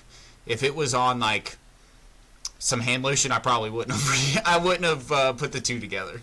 Yeah, it's definitely Coca-Cola is definitely one of my picks because I've been trying to not drink as much bullshit. Oh, okay. So I just looked it up because I was curious. It is made in Mexico, but it is an American drink. Oh, yeah. I did not. Yeah. Well, whenever you said that, I was like, holy fuck. I don't know why, but in my mind, I thought it was an American drink, so I was like super blown away. No, I thought it you is. just taught me something new, bro. No, it's Coca-Cola. It's just imported Coca-Cola, but it's that's hilarious. Yeah. But so you specifically, so let's say Donald Trump administration, he brings Coca-Cola to America. Are you going to boycott it until you get the Mexican Coke? No. Oh, well, you should. Everything I've heard is that the Mexican Coke is about 3 times more pure and has no baking soda in it. Mm-hmm. So it tastes a lot better, but it tastes a lot better. I don't feel like a fat sack of shit after I drink one. Are you serious? Really? Yeah. Now don't like that doesn't mean like sit there and drink a lot of them because you still will, but yeah, like I had one and I was like, wow. Like I had one and it was nice and cold. I just got it from Sheetz and then I drank it and I was like, damn. You could tell pretty the difference. Good. Yeah, it was like I feel That's pretty good. Awesome. Like I don't feel all fucking gross because I've been trying to, like I said, I've been trying to not drink as much bullshit like soda and whatnot. Yeah. So whenever you don't for a while and then you do again, like it doesn't really, at least for me personally, I don't know about anybody else, but it doesn't sit too well with me. Like it's just like it'll make my stomach hurt and then I'll get like a headache because like I had too much sugar that I'm not used to and then, This one doesn't do that. So it's like, yeah, but just Coca-Cola in general, because even though I've tried not to drink as much bullshit. When I do, it's Coca-Cola. When I do drink bullshit, that's my first resort. If I can't find the glass bottles of the Mexican ones, I will still get regular ones. The regular ones are usually 2 for whatever, so I will get 2 of them. And yeah, that's probably my biggest vice in like trying to get healthy is Coke. But still, if they were to sponsor me and I were to get free Coke, That'd be awesome. What could I do? You know what I mean? Like, what could I do? So it's odd. I'm not a pop or soda person, so I actually I like root beer because root beer floats are just like a childhood nostalgia to me. Yeah. Dr. Pepper is my favorite tasting pop of all time. But whenever I think of the pop that brings me back the most memories, I'm sure I'll talk about this in future episodes, so I'll just hint to it now. Kids nowadays put Jolly Ranchers in their Sprite. When I was in middle school, we were putting inside of our Fanta, and this was making our lean. So I was having a good time on that sort of stuff. So I actually have the most memories on Sprite and Is that on your list, or is that your sponsor, are you just saying dude, that? Can I be sponsored by pharmaceuticals? I am sponsored. I don't see why not. Okay, you know what? I am sponsored by. Okay. Okay, I thought you meant like a brand. I thought you were gonna go like Bayer Aspirin or Aleve. You just all right. I can respect that. I get codeine as my sponsor, so that whenever I am in a lot of pain, because I probably will be, unfortunately, I won't remember any of it, and I'll enjoy every second of not remembering it. Yeah, dude. Yeah, or if you have a sore throat. Yeah. That's I didn't think about it, but yeah, you know what? We're making codeine. Codeine's my that's my second sponsor. I'm choosing codeine, and I'm just gonna throw it in here now because while we were talking, I was thinking of it. Slim Jim. Come on, man. Get yourself a Slim Jim.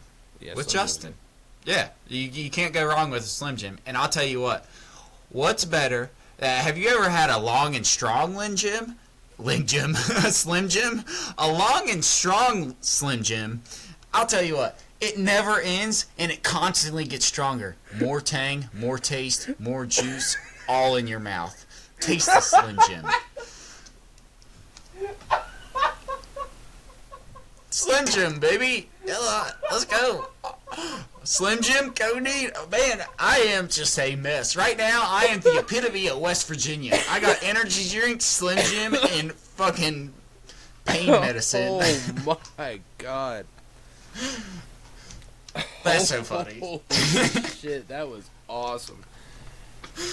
Man, so I'm going to have to...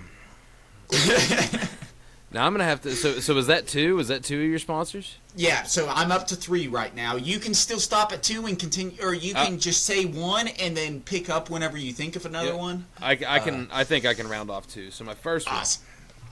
First and foremost, is gonna be Michelob Ultra. Nice. Low calorie beer, baby.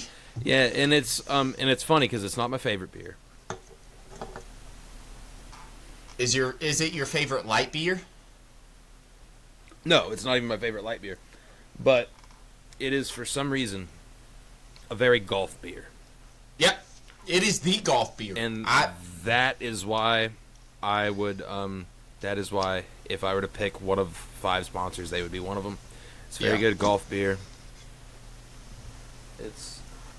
I've heard through the grapevine that it might be a very good beer for podcasts, but I couldn't.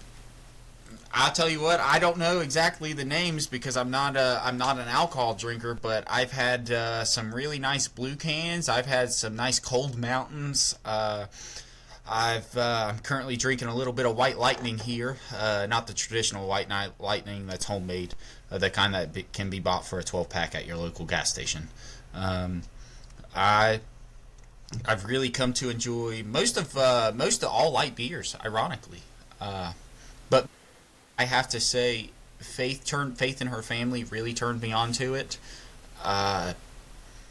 It seems to go down super easy, and on the golf course, I like that you mentioned that. It really does feel like the golf beer. Like, no, it really is. It's a super golf beer in my opinion. Like I think it's. I mean, when we go to the golf course, it's what we usually get. Yep. It's just, and it's funny because they have what I prefer to drink. They literally have this. Yeah. They have the blue kind that I get. They have the mountains that I get. They have every kind that you can get.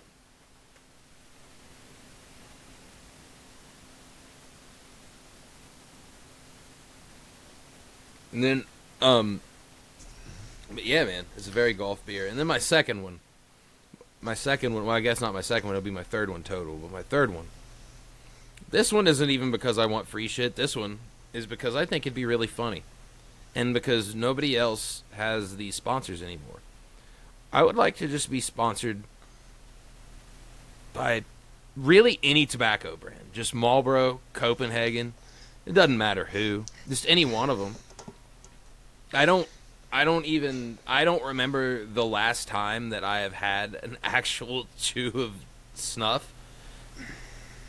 I do remember the last time I've had a cigarette. It's probably a night out, at the bar or something. But but still, like I don't regularly use either of these things. But just because nobody else has tobacco sponsors, because I don't think you're allowed to. But that's why it's on my list, because it will never happen for anybody, including me. But if there were to be some miracle and I were to get a genie with wishes that were specific to sponsorships, you choose a tobacco company. I would probably choose a tobacco company. I really like that. I like that a lot. I am not choosing a tobacco company because I don't want to take up my tube or copy yours, because I feel like I can be funny or not thinking. But a tobacco company is a good choice, and up until about 4 years ago, without a doubt, I would have chose Copenhagen, because Copenhagen's still to the plug. Copenhagen is the plug for all your natural tobacco needs. Long cut, fine cut, everything you need. Mint, wintergreen, straight, everything. I mean, everything you need. Go to your local gas station, because Copenhagen has got you covered. If you're over the age of 20, if you're 21 or over. If you're over 21 we should include that. If you're 21 or over, you should do this. Actually, I don't even know if we're allowed to say, like, hey, you should use tobacco. I'm not telling you to use it. I'm telling you to buy it. I don't use tobacco, but I'm still a fan. Yeah, I'm still a fan of Copenhagen. Yeah. Feed the machine. If you want a nice, moist, juicy, freaking just flavorful, completely lip-packing, mind-blowing, freaking nicotine-numbing chew of tobacco, get yourself some moist, wet Copenhagen, because I'm telling you, you can't go wrong. So that was for you. But yeah, I'm with you, man. I wish nice. I would have thought. I don't do tobacco anymore, so I don't think of that. But that 100% is a great.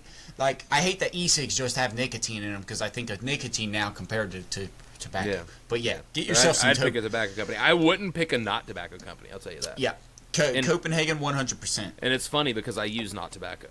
If anybody's been paying attention, they've probably seen me use not tobacco at least twice on this episode. Yeah. I'm. But that's a good one. That's a good one. But yeah, I would pick a tobacco company. I wouldn't even pick a not tobacco company. I don't fucking want them. No offense, fuck them.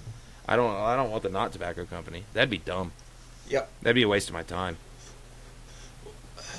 Yeah. I like tobacco. I like Copenhagen. On to your next one. Move on to my next one. But yeah, my fourth one. Well, just thinking about it, everybody has to be clothed, and if we have to be clothed there, yeah. So my fourth one, thinking, just going on the premise of I'm a NASCAR and what's being stretched down my side to help benefit me, because the whole point of sponsorship is to get free shit for the rest of my life. And that is what happens if you're a NASCAR. That's why I'm saying I'm a NASCAR. All these brands have to give me free stuff for the rest of your life if you ever decide to sponsor me. NASCAR sponsors get stuff for the rest of their life, please. So me too. So I'm choosing Hanes because I want nice white shirts. I like underwear. I like socks. and they've started to go out. I love their crew necks. They used to be like $7 at Walmart, free if you would just walk in and put one on. Now I don't know how much they are, so that sucks. But so definitely Hanes. I want to be clothed, and so that leaves me with, I've got white shirts to get my Slim Jim stains on, my extra long and strong Slim Jim stains on. I have got my energy drinks to fuel me to go and buy more long and strong Slim Jims, Justin Emerson brand. And then I can go to Walmart, my white trash retailer, to get my local Hanes t-shirts and underwear so that I can then take more showers and eat more Slim Jims and drink more Monster. 1 shower per Slim Jim? Yeah, but actually, no, that's not at all true, because in all reality, if you give me a pack of Slim Jims now, I would eat 40 of, like, in all reality, I'd eat 12 of them in about 5 minutes. So if you multiply that by, what is that, by 12? So, yeah, I'm looking at about 124, 134 every hour. So I couldn't take that many showers. So we'll just go every 100 I'll take a shower, because I'm probably going to have the meat sweats. Yeah, that's what I was thinking, yeah. I was going to tell you 1 Slim Jim won't get you there, but if you have enough, it will. Yeah, and especially for me, I have a light palate. For anybody that doesn't know, I'm kind of a pussy. So even the mild ones have a little bit of heat after like 6 or 7. So 100 would definitely get me there. I would be off my rocker on fire on that one. That'd be crazy. Sure. Yeah. So Hanes, I like Hanes. You like Hanes so much that it circled back to Slim Jims, which is sweet. I think that's how like much Slim Jim should stand out on your list. Yeah. So what's your 4th one, man? If you could think of a 4th sponsor, who are you picking? My 4th one, big video game guy, dude, and not any company in particular. I would have to go with just Sony in general. That's smart. I'd like to be a Sony spokesperson. That's smart. Because I think Sony covers the broad umbrella. The console part's the only part I want. I'd advertise the shit out of some consoles. I wouldn't even need free ones, dude. Like, I already got one. You know what I mean? But I respect the game. So I gotta but yeah, if they could hook me up with exclusives, that'd be sweet. Like, whenever that's pretty cool. If a new God of War or something came out, I'd be like, oh, all right, I'll take that. You know. But yeah, I'm a loyalist when it comes to my video games. So yeah, I'm a big PlayStation guy. I don't even need one. This was another throwaway sponsorship just for the love of the game. Tobacco Company and Sony. Just because you love it that much? Yeah, they could give me a fucking sweet TV though. So you know what? No, I do want the free stuff. And I would. Oh, that's true. They don't just make games. Yeah, you have TV. What all do they make? A lot of shit. Like TVs, speakers, PlayStations. Yeah, they make a lot of stuff. Probably computer monitors, I would say. I don't think computers, but computer monitors, I would definitely say. I didn't even, well, honestly, their TVs, in my opinion, like, aside from the console, because consoles come out, every 6 years on average? Give or take, yeah. Yeah, so you're not really spending too much on the console itself. But the TVs, bro, just they come out with new TVs and updated TVs and technology every year. That's a really good one. Yeah, I get like new headphones all the time. I get a bunch of shit for my PlayStation, like, you know, get a little cam for stream or something. Get a little this and a little bit of that, free controllers and what have you. Yeah, I could benefit from that, but yeah, but it would mainly be out of respect for what has kept my dead time not dead. Which I don't get much dead. I don't get much dead time anymore. But back when I did, my PlayStation filled a fair amount of it, and I will never forget that. So it is definitely Sony. That is a really good one. I'm gonna end mine. That's a really good one. Just because I'm thinking about the TV aspect, and then all their electronics. They make phones, they make tablets. Like, that's a good one, because you're not just like, you're using it as the gaming is your outlet, but your benefits are so much more. That's a good one. Yeah. Yeah. Yeah, for sure.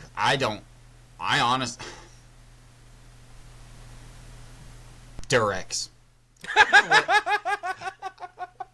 Durable products are very hard to find. And nowadays, would you not want to use the company that first started using electrical testing whenever it came to their protection needs? I probably would. How the hell do you know this? The point is, Durex.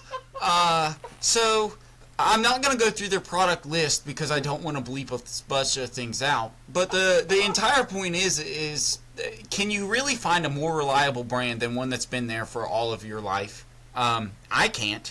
I don't know when they were started, but it doesn't matter. Because to me, it's really all about the product, the execution, and then the delivery.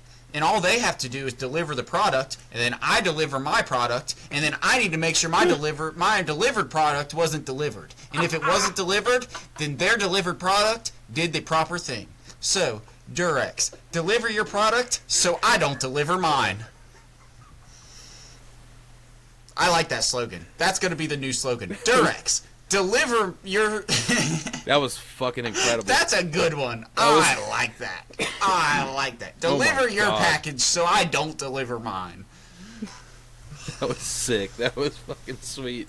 Awesome. Damn, that was good. That one threw me off my rhythm. Whew. I don't know, bro. I'm having fun. Just having fun talking. That one threw me way off my rhythm. Now, mine is a little bit out of my last one's a little bit out of left field, and I'm being real selfish on this one. I don't. Well, that's the best thing. First of all, sidebar. It's a sponsor, bro, and you get to choose it. It's true. You should be selfish because it's all to benefit of you. I've done 2 out of the love of the game, and there you go. Now I need to pick one. It's not that exciting. I probably should have saved. Sony for last, but I couldn't just leave it up there. So, my last one is probably, unfortunately, as much as I don't like them, it's going to be Fanatics, because they make all of the sports clothes now. Do they? Yeah, pretty much. I mean, most of them. Yeah, I see their little F on a lot. I think they make Major League Baseball's uniforms. Their F is the one that has like a wave in it almost in terms of the top, and then the bottom segment is separated from the top, right? Yeah. Mm-hmm. Yeah. I know exactly. Yeah. That's good. I didn't even think about that.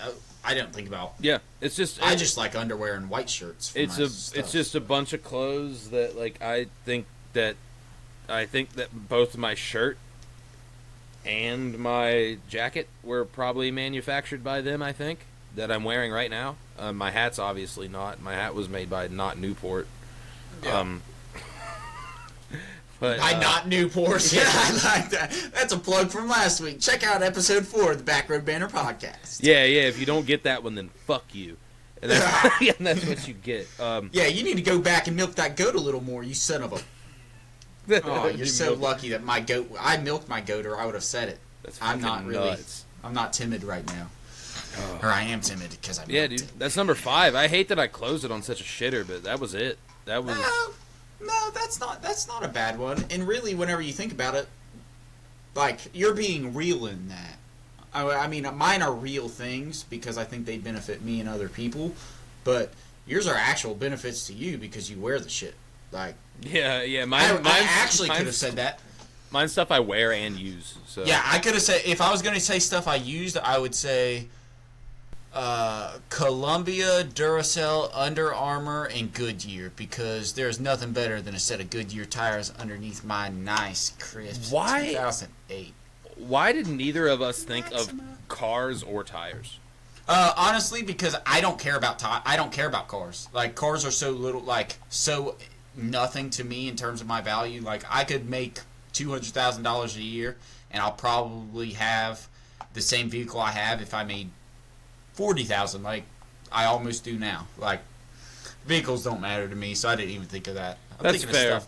That's fair. Yeah, I drive a Chevy Cruze, so yeah. Yeah, I drive a Maxima because I am Maxima, which is also why I chose Durex, because they're the only thing that can hold the maximum loads. You also like Duracell because they also hold maximum loads in a different sense. They hold the maximum capacity, which is close to what my wife does. So I'm not gonna lie, I might bleep that out. I was about to say, I hope she doesn't watch these, and if she does, I hope she doesn't watch all of them. I hope she does, because she knows that I'm joking. What will probably slap me for that. So everybody, please at least laugh and like this one. If That'd you be watch. mad funny, dude. Yeah. There will be some domestic abuse, very much so caused and called for. Oh, you mean tonight. towards you? Okay. Oh yeah. I'm gonna be, I was about to say, all right. Yeah, I'm gonna be all bruised. This right here, and she knows it on the inside because I keep my arms down. I taught her. She's smart. Dude, what if you didn't know it and she's just been watching a lot of UFC and she just drops you down in a Kimura lock and rips your fucking shoulder out? I wouldn't even know what's happening, so I would cry. I'm just gonna say I will cry. And honestly, okay, so for half a second, I'm really turned on, and then for the next 10 minutes, You're I'm like, just, ow. yeah. My That shoulder's just, breaking. I am in the least manliest state that I've probably been in an extremely long time. We'll say that much. I'm doing everything I can to get her to fix me, and to, it's not going to be good. So if I make it to episode 6, everybody, I made it through.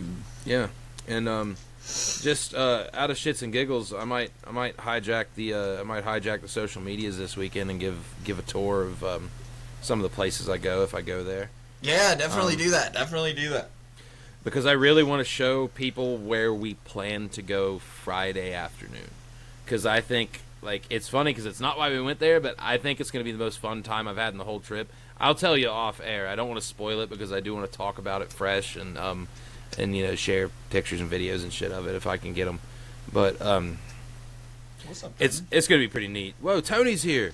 Yeah, old Tony's in the room. He's making an appearance. See if Tony. What's up, going on, dude? Oh, he can't hear me. He Second can't hear appearance me. by Tony. I miss that bastard, dude. Tony is the star of the show. That's what they don't know. This doesn't operate without Tony. No. It doesn't go anywhere without Tony. It doesn't move in or out, left or right. It's all fucked without Tony Baloney back there. He's literally the designer. Any of the logos, any graphics you see, I run them all by him. He approves them. He tests them with the group that he has, and he makes sure that it's going to be liked by you guys. So you should appreciate my orange cat back there because he does a lot more than you realize. There are some weeks where my cat drives all the way up here and he points a gun at the back of my head and makes me record the show. So he also participates. On a real note, my cat opened up that fucking door because I had that door closed for the past 2 hours. You did, didn't you? We learn something new every week, man. That's pretty cool. Yeah, that's what happens when you give a cat a computer. He can open up a door. Yeah, dude, or if you let him in the ceiling. He can do some shit in the ceiling. Yeah, he'll stare at you and make you feel like a real old creep. He looks like, he looked like, he looked like Toothless to me. Whenever he poked his head out of there, he looked like Toothless off of How to Train Your Dragon. Yeah, the dragon guy, yeah. He was just like, "What's up, brother?" Dude, that blew my mind. I'll never forget that. It's so funny because I literally told you. Yeah, I'm just sitting there scrolling on my phone, and then I hear you shift over real quick. You said, "Tony, get out of the fucking ceiling." I said, "What?" And I look down and I see your cat, just his head, upside down, hanging out of the ceiling tile. I'm like, what is this guy doing, man? That's some extra orange shit. He's fucking very orange, inside and out, dude. He behaves orange. He looks orange. Oh, he's leaving. See you, Tony. I love you, buddy. Man, he can open it, but he doesn't care to close it. I didn't teach him his manners, obviously. That's disappointing on me. Dude, that was awesome, man. That's so funny. Dude, if you don't have anything else, I think no. I was gonna say this would be a good time to wrap up, but I forgot. I haven't missed one of these, and I did one last second. I forgot the review. Yeah, go ahead. I actually had a slight review. I can't do it all this week. I watched it. I'm going to give a shout out, and I'll try to review it next week. I started watching. I watched about 25 minutes of it. I'll see if I can pull it up here on my YouTube.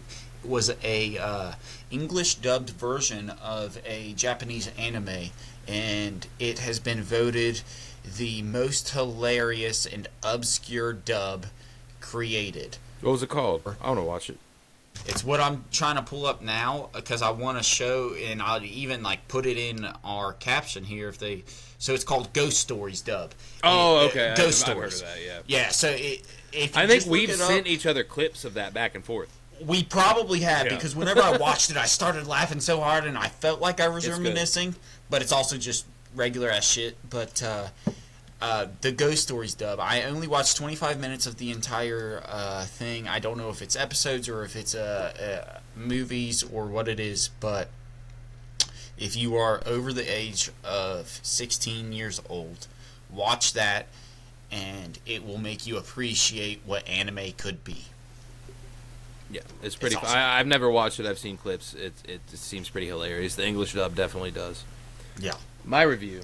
If you're, is that all you had for yours? Mine's Yes, mine's gonna be real quick as well. We're gonna get. I think, at least I'm gonna give more attention to the review next week because what I'm gonna review is the thing that I am at live, that I paid money to see. So I'm gonna review that. Okay. But this week, my review is, I don't know if you've seen this show. It's called Resident Alien. Yes, it's my all-time. Me and Faith watched that through and through in under a week. We watched however many seasons there are. 3, I believe. In under a week. Go at it, son. You go ahead, brother. Dude, you go. You fucking say it. me and Joss murdered that show. It was so good. So, I was really upset because we started watching it on Netflix. I signed up for Netflix, and then I was like, all right, well, I'm going to find something to watch. I found this show, and it only had the first 2 seasons on it. I said, oh, fuck. And then I Googled, like, is there a 3rd season of this show coming out? There was already one that came out. I don't watch cable TV, so I don't know this. It was a show that's on Sci-Fi. But it's, so it comes out, it apparently came out on Peacock. The 3rd season did, so I'm like, oh, I have Peacock. I'll go on there and watch Peacock. So if you want to watch this show, it's on Peacock, all 3 seasons.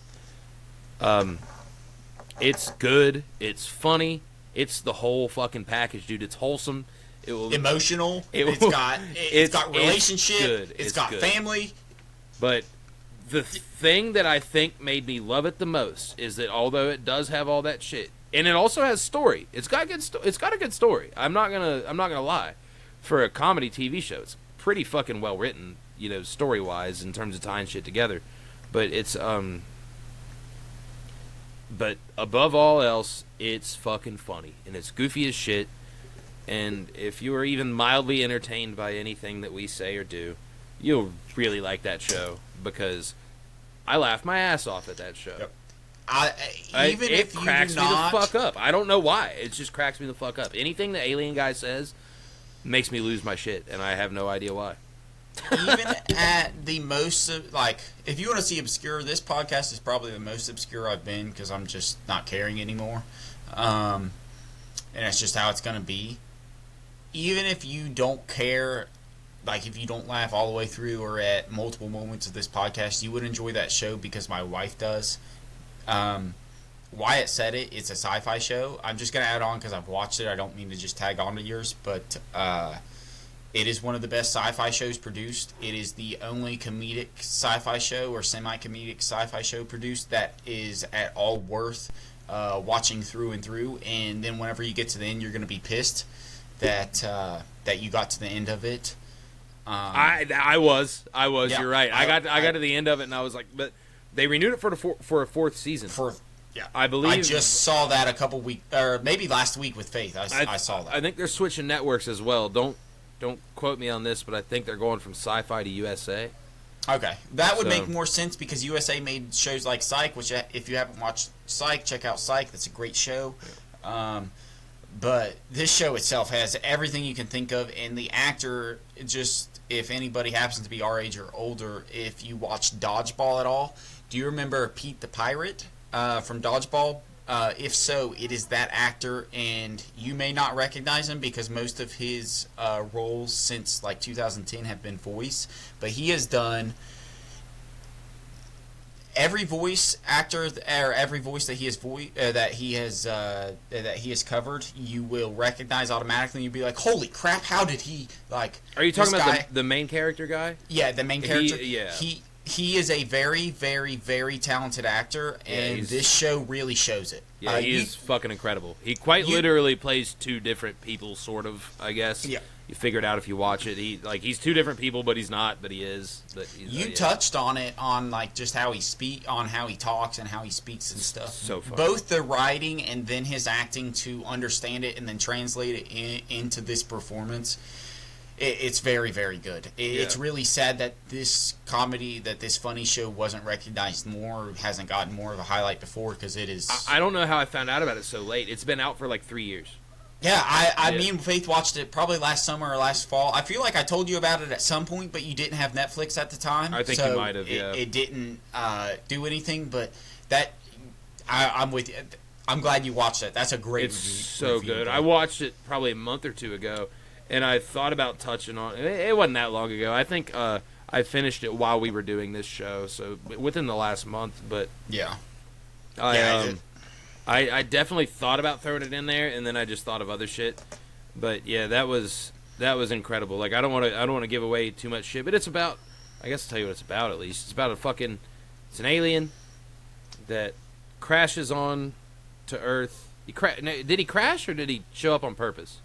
It was both. He showed up on... I think it was both. He was showing up on purpose. He showed up on purpose because his entire mission was to basically test the planet, like all of our stories have aliens doing. They're testing the planet to end up taking over, or So I don't know. Actually, I think he was supposed to take it over, but anyway, the whole idea of the story is he's like, I guess his like alien race is like a shapeshifter, and he when he shows up, he takes the place of this guy, and I'm not going to go into detail how or why he does it and then how it plays out, but he takes the place of this guy, and then he kind of like lives that guy's life, but he has to kind of learn how to be a human. And it's funny as fuck. It's goofy, it's funny, it's feel good, it's like whatever you want to watch. If you're not trying to watch something horrific, like if you're trying to watch something like good and funny and just like really, I don't know what the phrase I'm looking for is, but I guess feel good was the best. Like I said, like it's just all around feel good. It's like wholesome stories and fucking the shit's funny. Yep. And it's not wholesome. It's not wholesome to the point where everything's sunshine and rainbows, but it's like there's moments. Realist. There's moments. It's realism. There's moments in the show where you're like, wow, that was really cool. And then there's also moments in the show where you just laugh your head off. It's a good show. It's got a little bit of everything.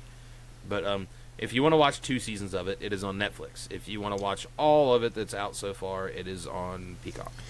On Peacock? Okay. Yep. Then I used Peacock, or I used because I watched all 3 seasons. But because the third season's shorter. I think the third season's only like 8 episodes or something like that. Yeah, it's very good. Like he said, it goes through his life, and all the questions, like with what he may say, like how does he fucking take over an entire person's life, and like all the questions you have in the first season. They'll get answered. They'll get answered. Yeah. Like every question. It's so every fucking one. That I think is probably my favorite part of the show. It's like if there's anything that I've wondered, and it's funny because it'll usually get answered the second I say it. Like Jocelyn started yelling at me. Or not yelling at me. I don't want to paint her in a bad light, but she got to the point where she was like, "Would you fucking stop?" Because I would be like, "Oh, why is this not happening? Or why is nobody noticing this?" And then right then somebody would do it, and I'm like, "These guys got me." Yep, the timing was down to the spot of it was every time. It was like I can't even critique this because this is how people think. Yep. It's freaking great. It was a good show though. But man. So yeah, I'm all with that. You should absolutely check out that show. Like what I said, Netflix, Peacock, soon to be all on Netflix. Just to close out the show, we'll do it like I do every ending, and then I'll say my goodbyes. My last minute thoughts this week. It's funny enough, Wyatt texted it. I was gonna respond to him. Wyatt texted me there before we started this podcast, and he said, "I'm gonna throw up the picture." But he texted me, said, "Just got home. I'll be on in like 5. Just gotta wash my hands and change out of work and find somewhere to store 25 pounds of bacon." I responded to him as a smart aleck and said, "The bacon I could help you with, but washing my hands is out of my league." I then opened up my Snapchat to this picture. This picture that you guys are now seeing is actually 25 pounds of bacon. You don't realize how frustrated, jealous, angry. I was feeling every emotion under the sun except for an orgasm. Because this man had 25 pounds of bacon and I did not. So, there's that picture. Enjoy that. That leads into my last second thoughts. On all fast food restaurants, McDonald's, Wendy's, whoever the fuck you are, it does not cost $2 to add 2 fucking strips of bacon. It costs $5 for a goddamn cost of bacon. You give me 2 strips for $2?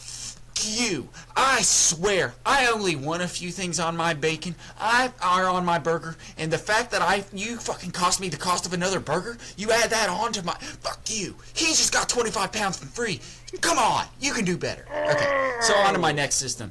It kind of plays into what I talked to you about the overall, the tax system in the United States is really fucked up. People's talked about it on a lot of times. So I really, I pay attention to it, specifically the one, what affects me. The federal tax system in the United States is a real issue right now. Going back previously, whenever I said 1913, going back to 1889, going back to 1964, whenever we went off of the gold standard and transitioned over, or we went off the gold standard in the 80s.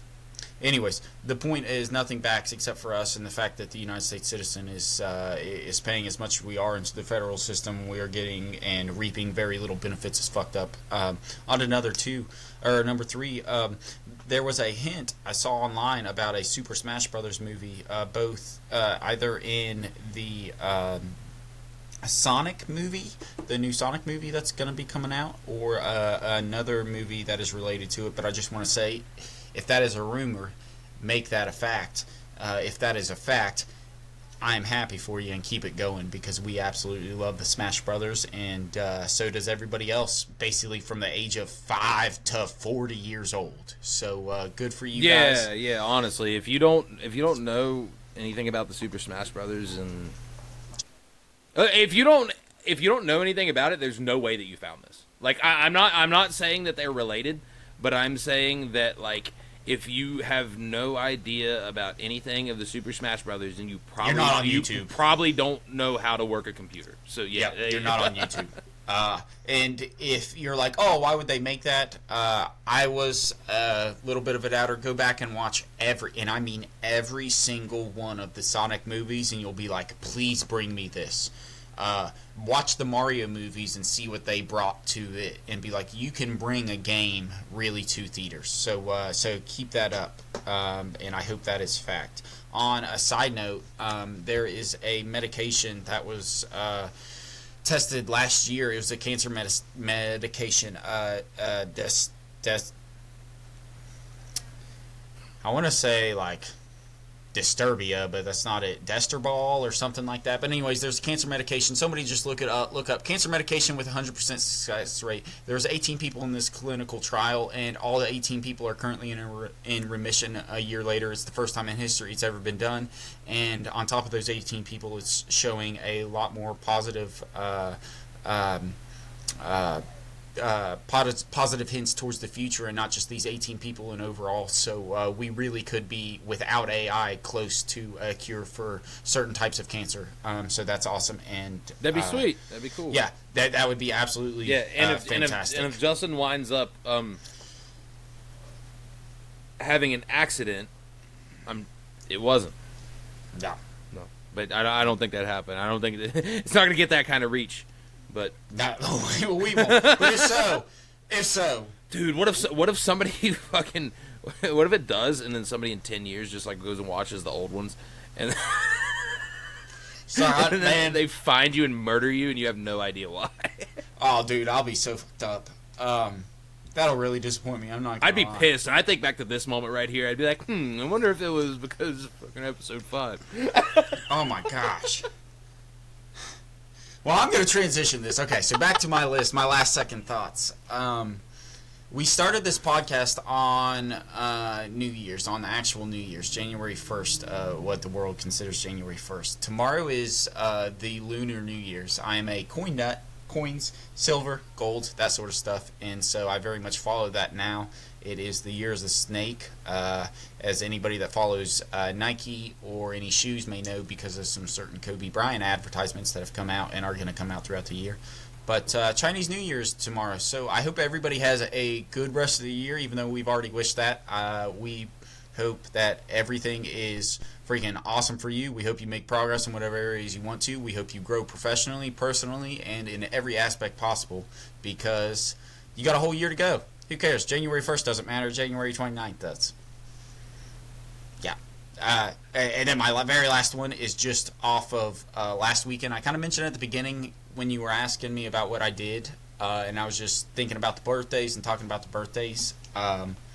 Just on another positive note, just sitting back and specifically in the positions that I was in these birthday parties comparative to others, I was able to take in a lot more and appreciate a lot more, not through my phone or not through the traditional means that we generally do nowadays. And so it is basically just enjoy those little moments.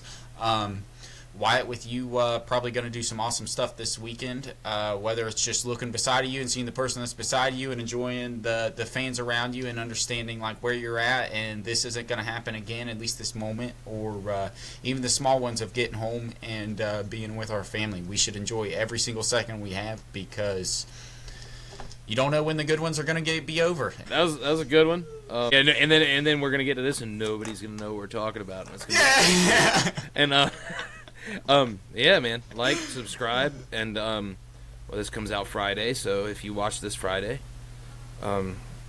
get on the Peacock and tune into the Royal Rumble, and you might maybe see me somewhere if I try hard enough to be seen. Who knows? Follow our Instagram, follow this YouTube page. Wyatt will be updating the Instagram. I'll update us whenever we post a new, update you when we post a new podcast, and we'll keep uploading some content. Don't forget to go and, since you watched this podcast, you finished milking the goat, go and churn that butter, baby. Make it happen. Let's go. Episode 6 up next week. See you next week, There folks. we go.